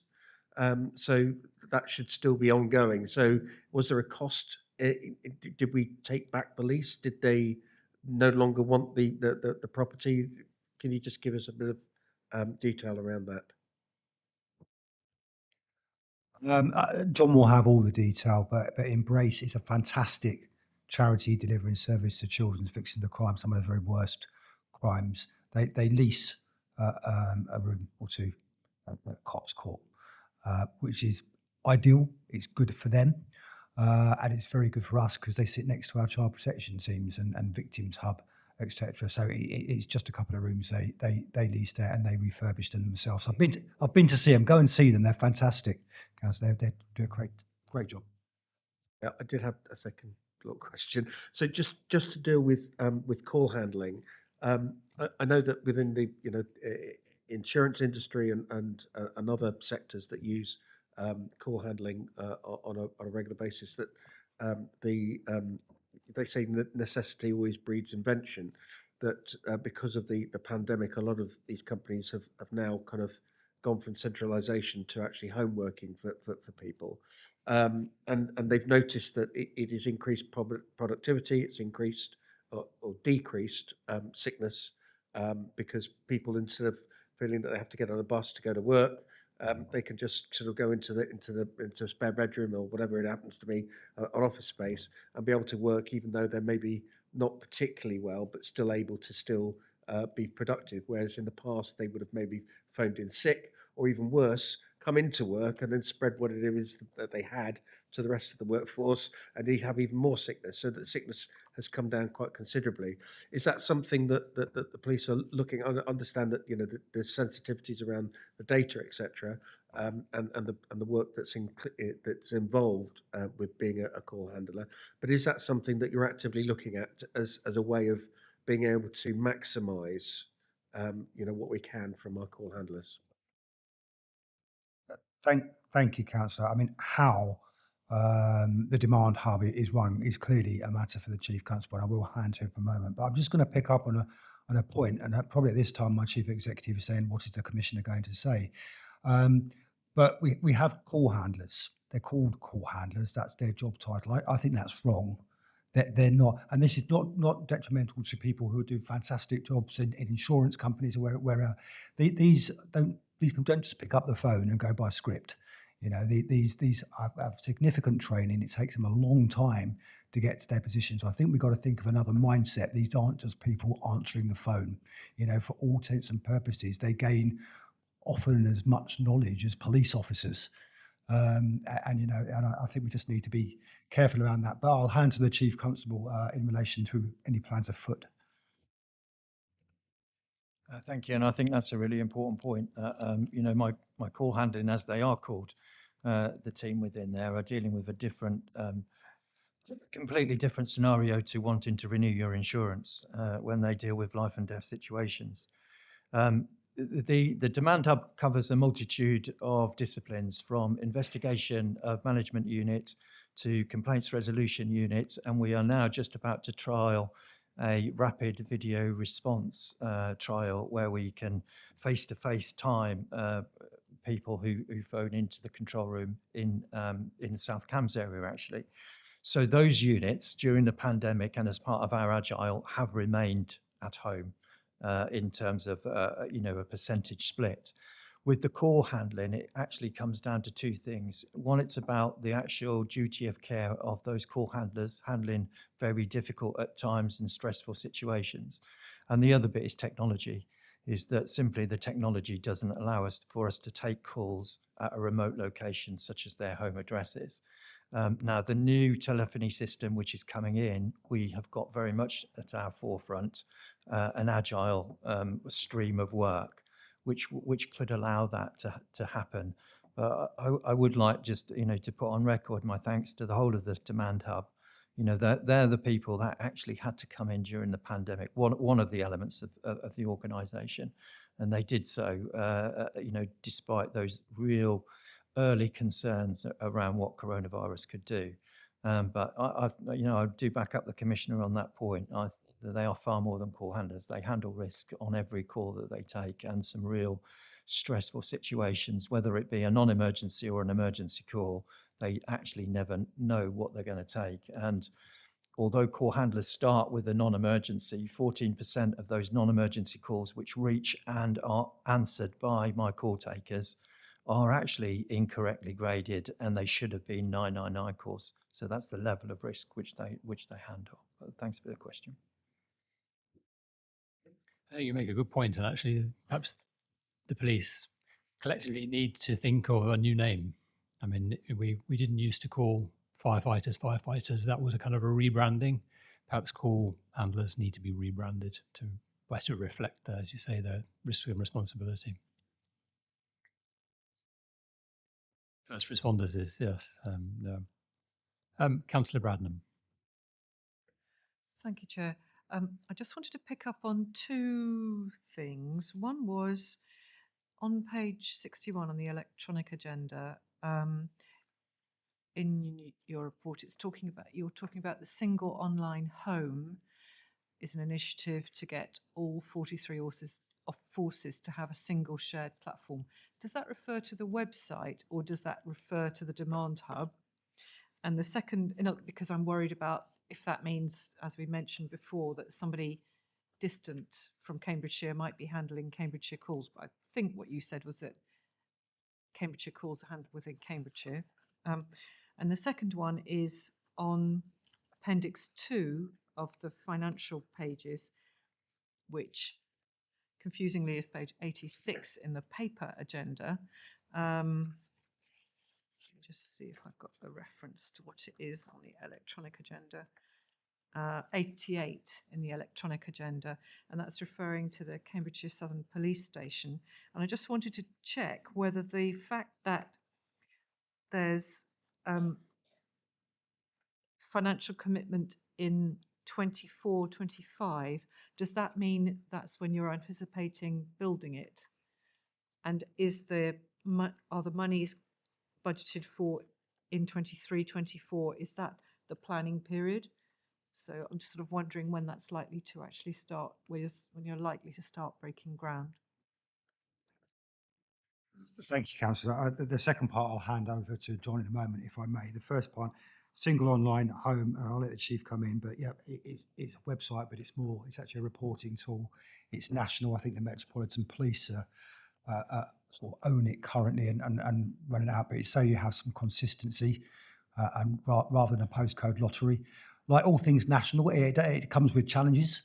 And of course, once it's national, you don't have complete sovereignty to do what you want with it. But I do get the idea that you have that national consistency. Is that about right, Nick? Schedule, I'm a police officer and not a technician, isn't it? I can't get used to that. You're right. It's a website for which gives a single front door wherever you are within the country that you can link into your own individual police force. It goes direct in. It's produced a number of savings. We were a little bit concerned about that national agenda of the control of the Metropolitan Police having a majority sharehold about the flexibility. But actually, one of those peoples, if she probably wouldn't mind me saying, was my head of communications, and actually there's been no concerns really. It allows firearms licensing, crime reporting, antisocial behaviour, all to be reported on the system. So it's not an actual live call, which single online home takes. So very effective and a really good system, actually. And John, if the second part of the question.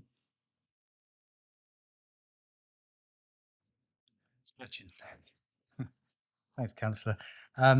Yeah, you're right. That's the estimated profile of the capital spend that we're currently working to. So key date really within all of that is March 2024 in terms of when the planning approval lapses. So clearly that's a hard deadline for us in terms of that. So we're currently going through a lot of the due diligence around discharge of planning conditions and the work required to get those where they need to be.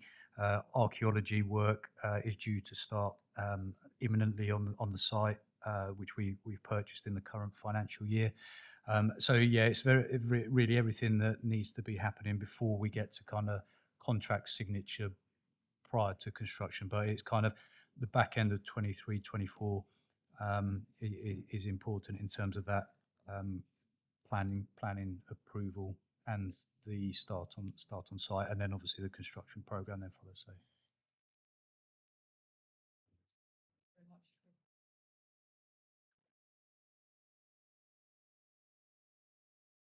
So I've spoken too much. Here we are. And the other one is, and I'm sure Daryl will laugh at this, did you get any further with the issue about central government funding for homicide reviews?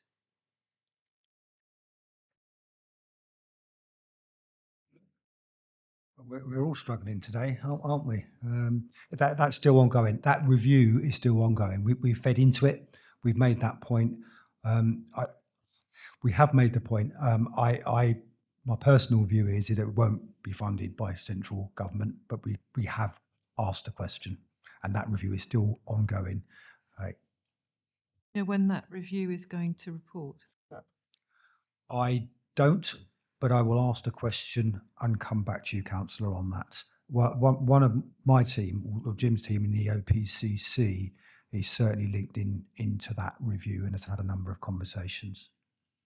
I think just on that point, that the second part, what the review is primarily focused on, is ensuring that once we have paid for it, we have value for money in ensuring that we're learning the lessons and all the statutory partners are actually, completing those actions and keeping people safe, because that's the bit that I think many of us are concerned is not happening. I'm not saying that's not the case in Cambridgeshire and Peterborough, but nationally that's the concern. You're absolutely right. You know, the reason we engage a specifically qualified and experienced professional to do that, why it's so expensive, is so that we can get workable targets to work to at the end and learnings to be drawn from what's happened. And since we have no control over how many people will commit homicide in our county, that's why I've asked in the past that we should have central government funding. And I know it's very unlikely to happen, but I do think you're right. We absolutely need to make sure that the learning comes out of that we learn from the outcomes of those reports. Thank you. Indeed, thank you. Councillor Count. Thank you, Chair. I've got three areas of concerns, one which is generated during the meeting. Just recently, the Chief Constable talked about partnership working and the impacts of the divorce from Peterborough and Cambridgeshire County Council with regards to the adult social care and the children's services. Now, it's I think my views on this are well known because I helped to establish all that, and I'm quite sad that it's going the way it is. But through the precept and through the lens of the constabulary, you say these conversations have got to be had. That they are moving forward. For example, in Cambridgeshire, it's up to about £8.5 million. The extra cost on Cambridgeshire County Council, I have no idea of the cost in Peterborough City Council. So how much was that discussion with you as a partner of the impacts of this divorce on you? And more significantly, just come to light, we was also talking about mental health. And mental health is understaffed at Cambridgeshire County Council. They haven't been able to fill their vacancies. But actually what they've done in the new budget is put a £150,000 block on actually trying to fill those vacancies. So they're going to remain understaffed because they're saying don't fill them for the moment. We prefer having the money in the bank. So have those conversations been had with the constabulary as well and the impact on the constabulary? And there is a wider point. Obviously, I've just named two, but the wider point of impacts crossways between the constabulary and the county council and other partners and vice versa. The second area, really helping me to understand the work of the police. On page 23 of the agenda pack, there's a description here that 80% of police demand is not crime related, which just jumped off the page at me.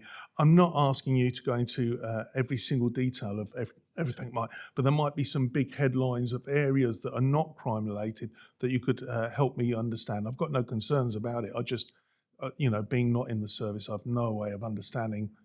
I couldn't get my head around how much that was. And the third one is a technical one again.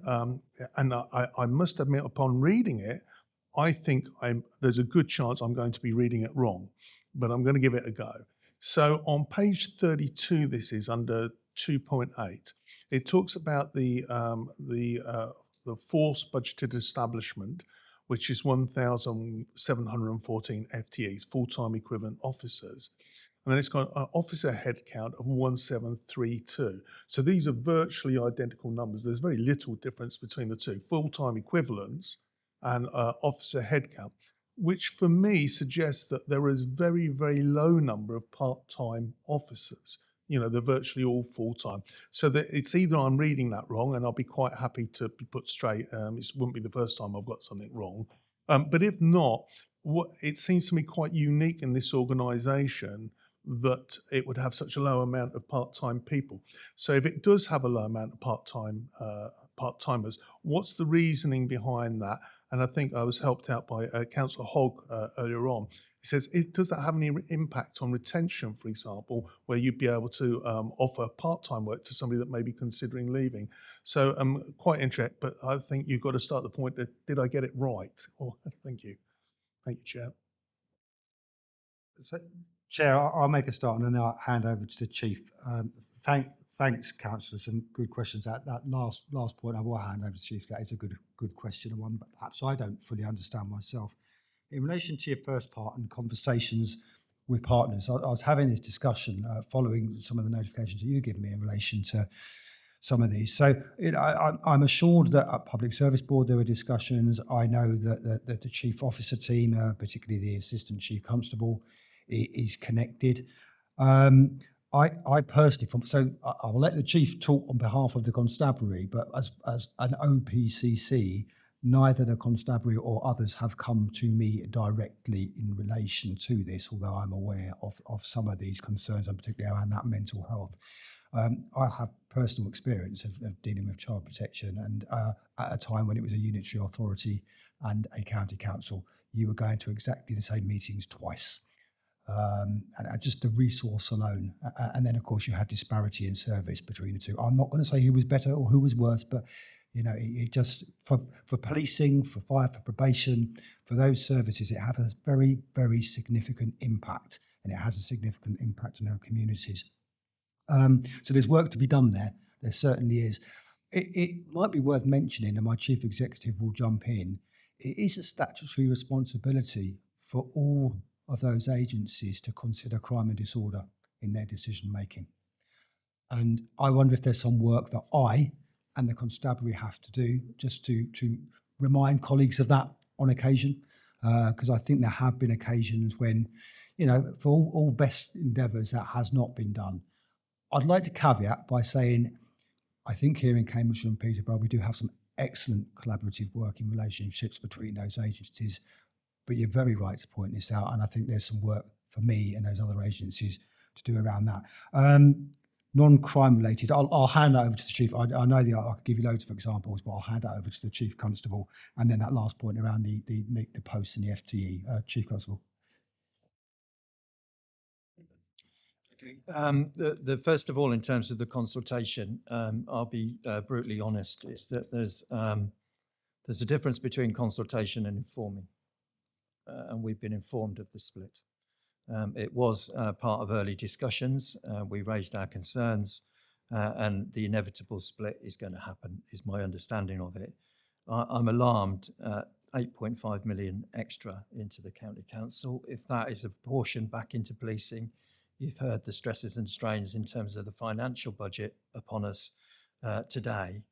And this is not just about money, it's about the expertise of child protection officers within this organisation. And as I've outlined, a large percentage of my new recruits are inexperienced, and it takes a certain amount of time, expertise, training, and continuous professional development in order to operate within that specialist environment. So I am concerned in terms of that split.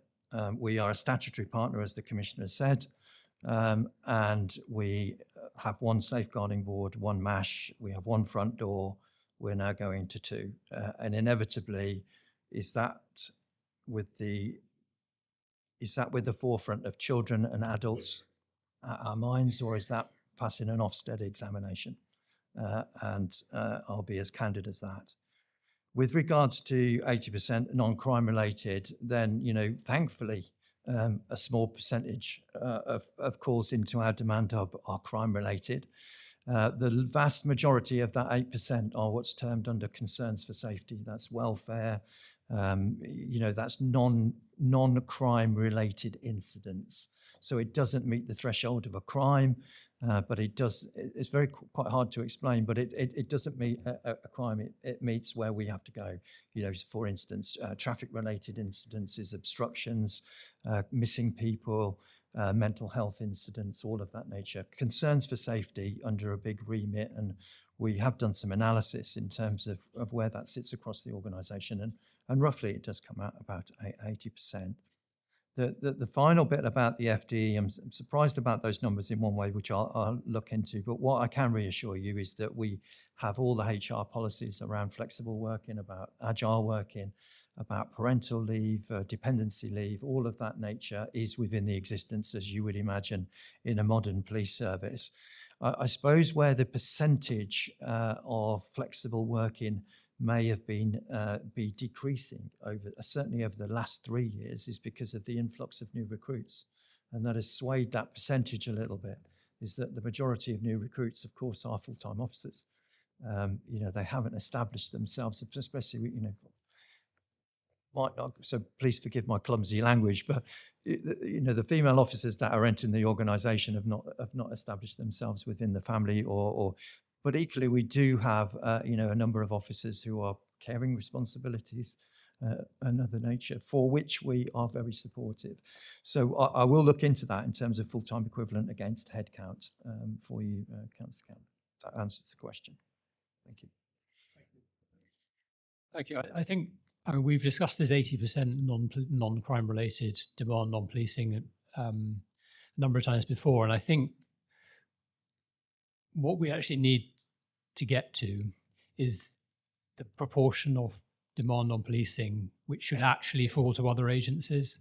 So I think the general public would expect the police to be responding to a missing report of a missing person. So that, although that's not crime related, it is clearly within the remit of the police. I think the concern that has been expressed increasingly is the other agencies shrinking away and the police having to fill that gap.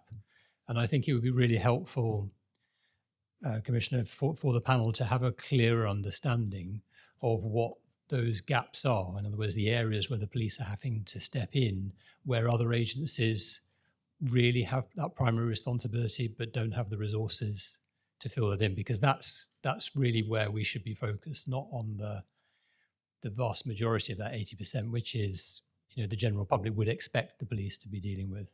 So I think that would help future discussions around that. But this other issue which has emerged around the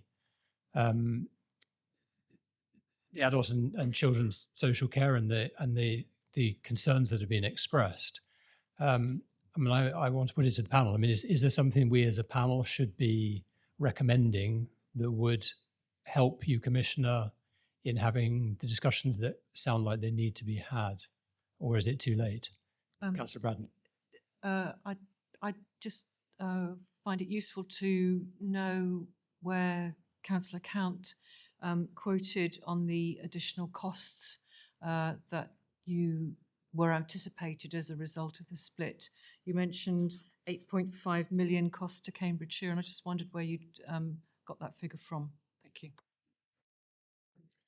Yeah, so it's split into two areas. The first is there was a corporate capacity reserve of 4.5 million set up, I think it was last year, envisaged for the corporate restructure due to the separation of Cambridgeshire and Peterborough. 2 million of that's been spent, £2.5 million is still in it. Some of that money will be used for redundancies. The actual cost of the adult social care and children's services, which was the second one, were an allocation of 800,000 per year. So that's over 5 years. So sorry, I didn't qualify 8.5 million over 5 years. MTFS, sorry, my apologies. 8.5 million over. Now 2 million, so that 800,000 per year is over 5 years. I got 4 million. The 4.5 million reserve, that's 8.5. 2 million of that reserve hasn't been spent. So at the moment, the combined ticket, I would say 6.5 million. We know some of that 2 million will still be spent on something like on redundancies and actually cost of change and things like how much of that element, I don't know. So that's where I got the figure from. Yeah.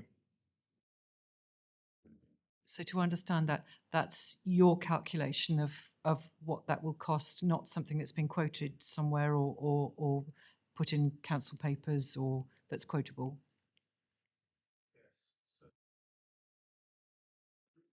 So the £4.5 million corporate capacity reserve is in the previous year's papers. The expenditure against that is marked out. The residual budget of £2.5 million is in this year's papers.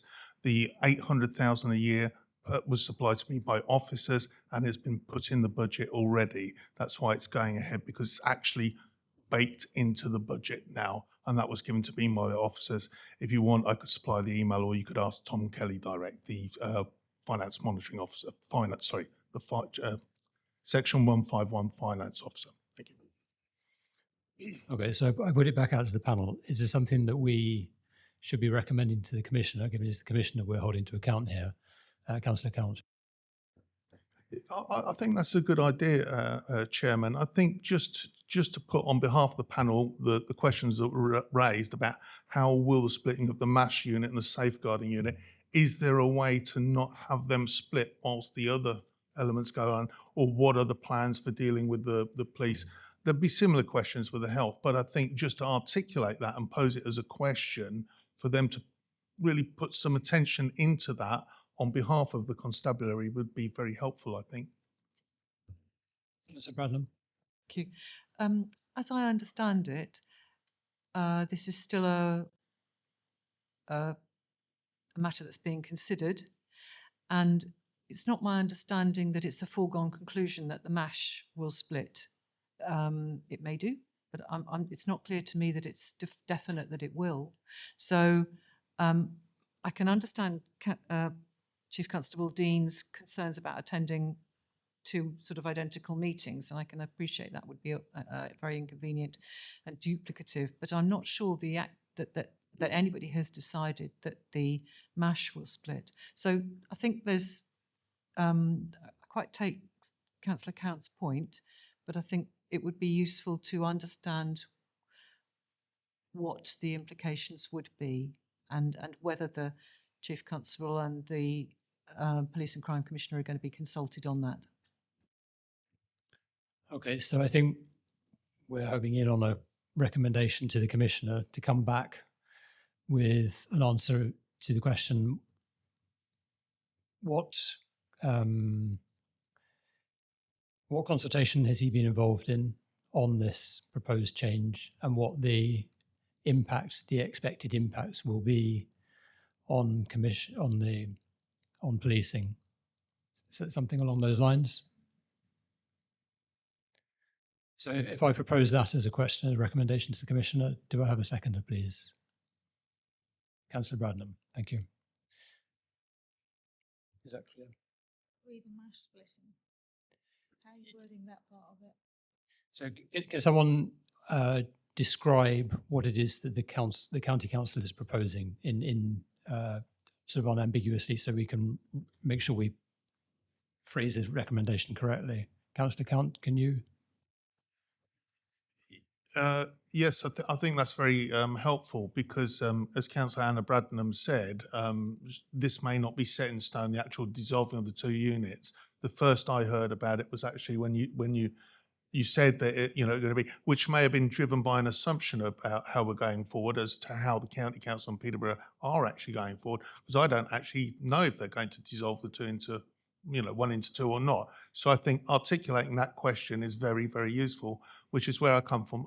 I said it'd be really good for the constabulary and the through Darrell, through the Police and Crime Commissioner, to actually ask those questions. What are your intentions, and are you going to consult with us? Can we talk about it?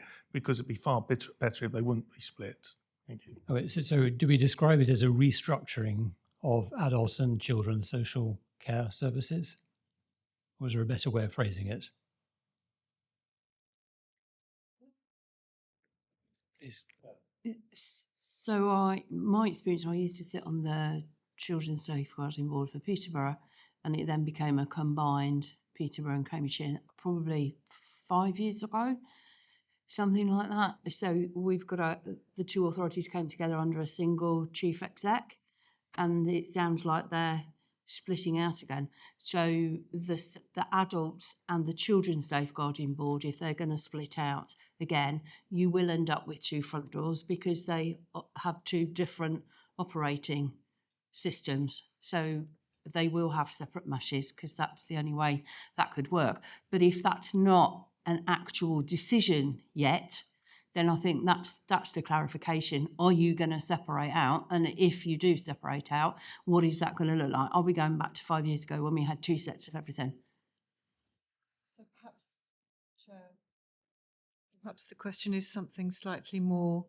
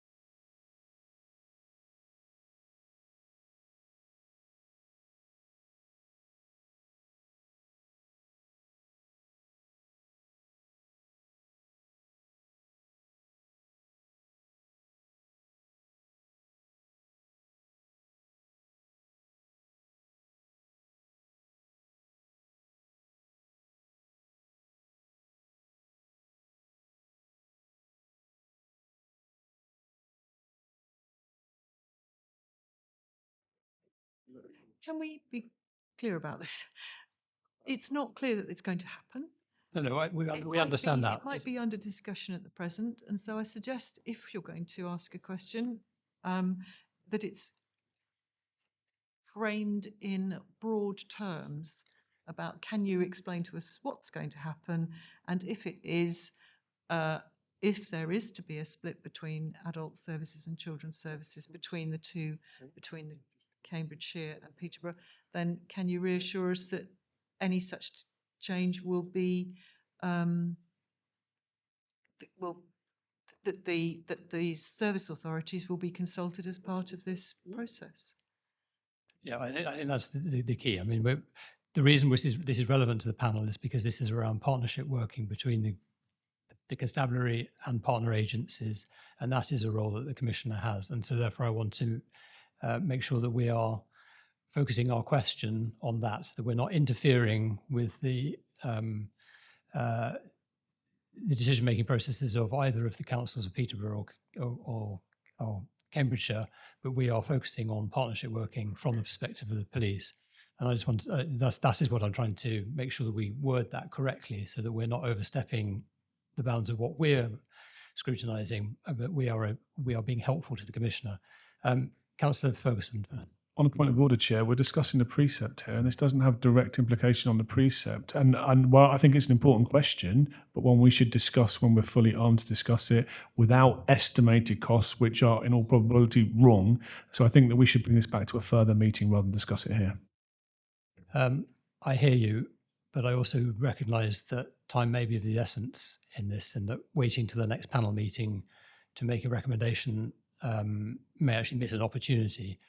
But I also, as I say, I want to make sure that we do stay within the bounds of our remit, and that we are helpful to the Commissioner and not interfering. Councillor Count. Yeah, thank you, Chair. I agree with Councillor Ferguson. It wouldn't affect the precept decision for today, in my opinion. But what we have discovered, unbeknownst to us, is there are potential, I'll use the word potential, implications for later years, and this is a multi-year budget. So it'd be useful that if we raise this, pretty much to arm the Commissioner and the Constabulary with the ability to ask that question on behalf of residents. I totally agree with Councillor Bradnam. We don't know what we don't know. So a general broad purpose question would suffice, just to say that it's come up here. We're very concerned, however that is, to give the power there.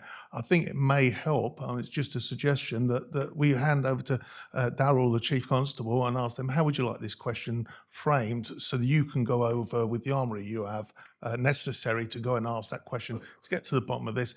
I don't want to put words in anyone's mouth about what is or isn't going to happen. It's clear I don't know the full details. I'm not inside. I'm not inside the tent, so to speak. I just want to I'll leave it with you, Chair. And I think it's an excellent recommendation. So yes, Commissioner, please. Yeah, I mean, if it's helpful, I've listened to this, and it is a significant issue for the constabulary. I'm very happy under your direction. So, the action here, the recommendation would be for me to take this forward and report back to this panel. And indeed, if I need your further support, come back to this panel. It's been pointed out to me as well that technically this panel can invite whoever along to address them. And it may be at a future meeting, you might want to consider that in relation to Director of Children's Services if it continues to be an issue. But I think one in the first place, I'm happy to take away, have those conversations with colleagues and partners, both myself and through the Public Service Board, which the Constabulary and my Chief Exec are members of as well. I do understand completely this issue because I was about when it was two separate, and I know the pain that causes those agencies who cover the whole of Cambridgeshire and Peterborough. But for me, this is not just about the resource, but it's delivering the best possible service as well. And policing makes up a very significant part of that safeguarding area. So I'm very happy to take that forward. I'm very happy for that to be a recommendation of this panel. Okay, so just going back to the recommendation that we did agree to make, it is about asking the Commissioner to report back to the panel on the discussions and consultation that he has been involved in with the adult and children's social care services. Is that an accurate description? The future, the future of the adult and children's social care services, and the impact any change may have on policing.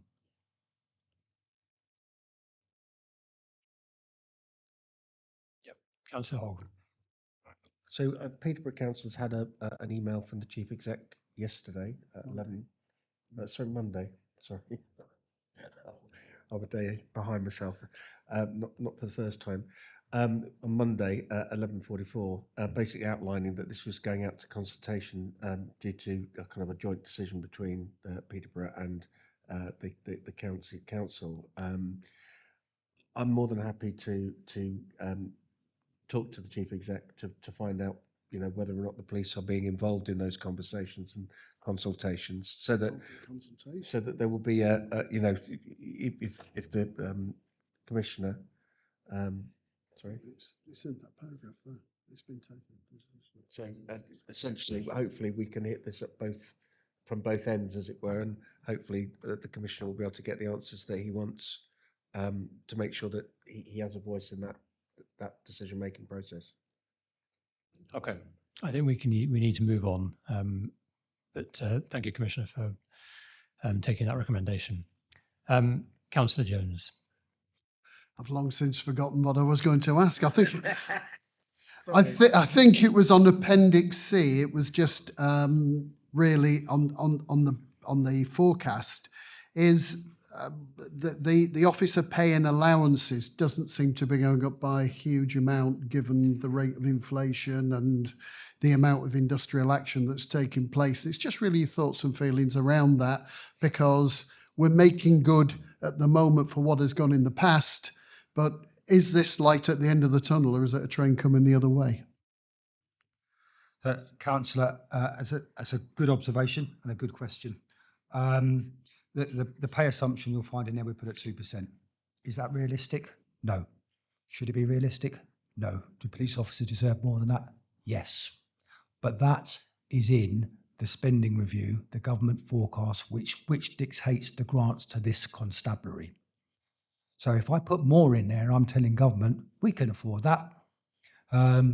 What I will be saying to government is, you need to give us more money to pay our staff fairly. And I'm not alone. I'm joined by many other police and crime commissioners in making that very, very firm statement. However, be assured that the Chief Constable and the Director of Resources are also aware of what might be coming down the line.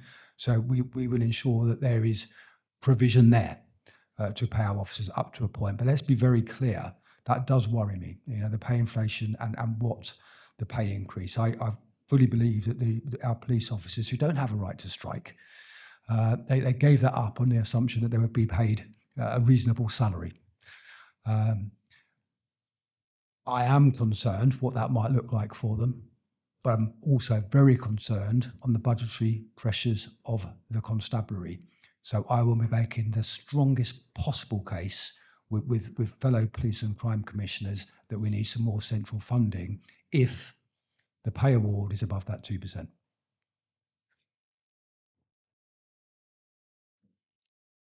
Thank you. Do any other members have questions there? Councillor Hogg. Just a quick question. On 6.2.3, it talks about £300,000 lost on the due to the collection fund or collection from district councils and the unitary council.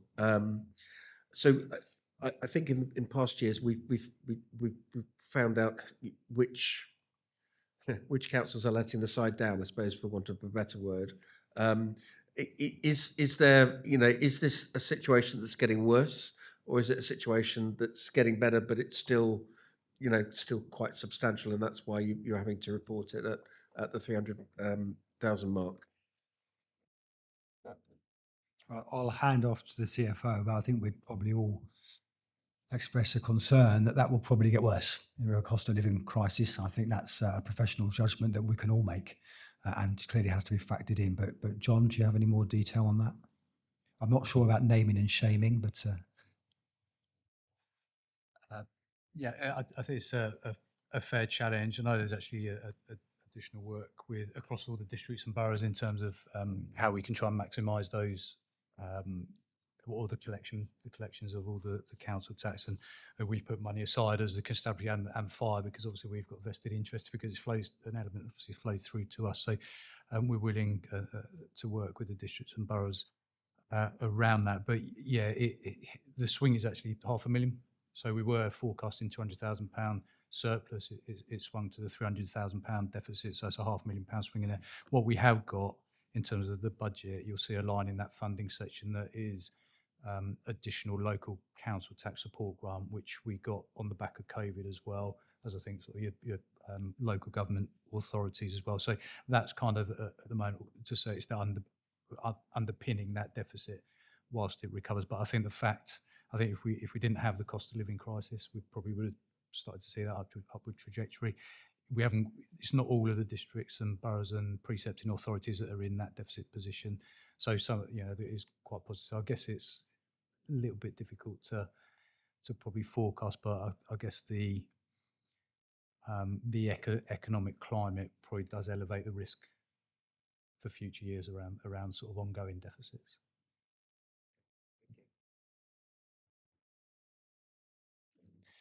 I have a few quick observations to make. Some of these, I think, really perhaps are requests for information to come back at future meetings. 4.3.5 talks about the immediate opportunities for collaboration continue to be with and lists potential collaboration opportunities. It would be useful for us to understand what further collaboration opportunities you do see and that you are exploring in the next financial year, because clearly that is potentially a source of future savings.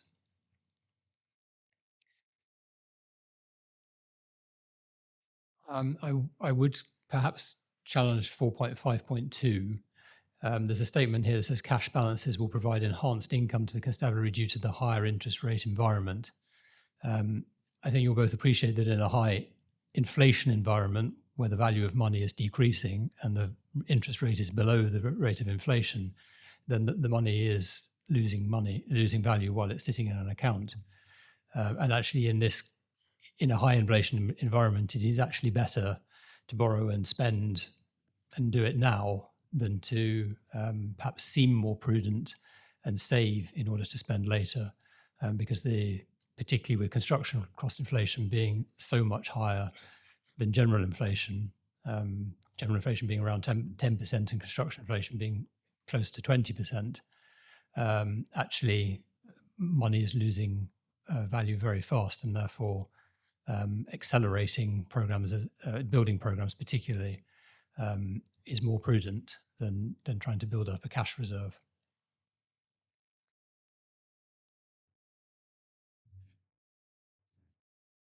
I think one of the key things that keeps coming up every time we discuss the budgets is central government grant and the formula that governs that. And clearly you are involved in conversations around trying to seek a fairer formula for the region.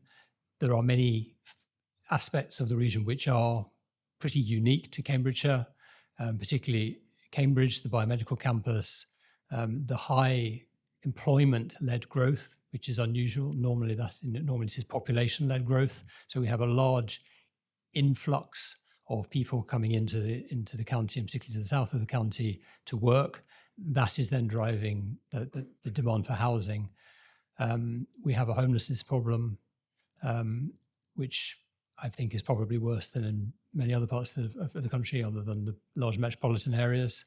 We have a large student population, which has creates a different set of demands, and I think possibly is not again factored into the formula. So if there's anything the panel can do, as we did last year, to sort of reinforce your appeal to government for a fairer formula, we would be happy to do that. But I think my conclusion from reading the papers in terms of the decision that we have to make today is that because the council tax precept increase is a use it or lose it scenario, you can't claim it, you can't defer the use of it. And given that the future, the medium-term forecast for the budget shows a large deficit even next year and then growing in subsequent years, means to my mind that the challenges that you face in balancing the budget in future are already severe enough for it to be almost impossible for us to do anything other than support your request for the full council tax precept this year, so that it does not worsen the situation in future years beyond what, I mean, making a £4 to £5 million saving next year, to my mind, is already challenging enough. So to make that any more challenging, I think would be irresponsible, in my view. So unless any other members have any comments they wish to make, then I think we need to move to the vote on the motion that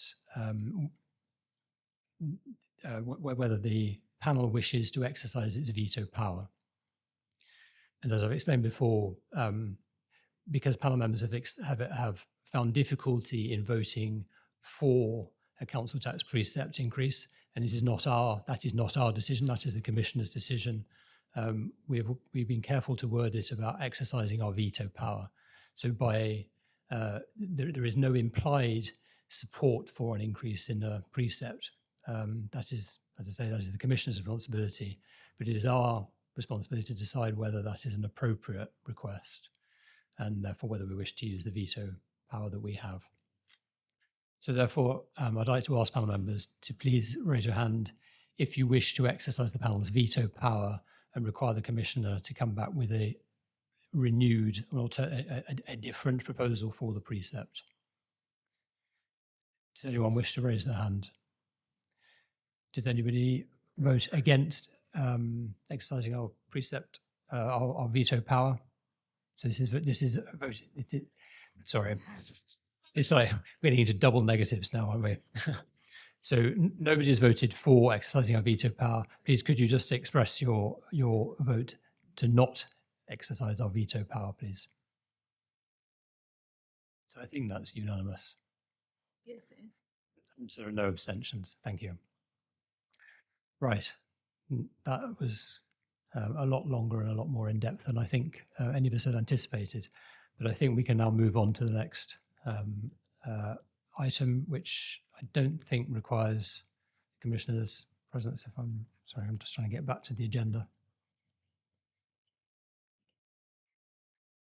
So no, so I confirm, Commissioner, thank you very much indeed for your time today. Thank you, officers, and thank you, Chief Constable. It has been a very valuable discussion we've had today, and thank you for your work in both producing the reports, the very thorough reports, and for answering the questions in great detail today. Thank you. Chair, if I may, thank you very much, and thanks very much to the panel for your support. Notwithstanding, you're not supporting an increase in precept for not using your veto, but that is important to us in driving this forward, because I'm fully aware of the implications. I'm fully aware of the politics, but we just need to do this to ensure that our communities are safe. So I thank you.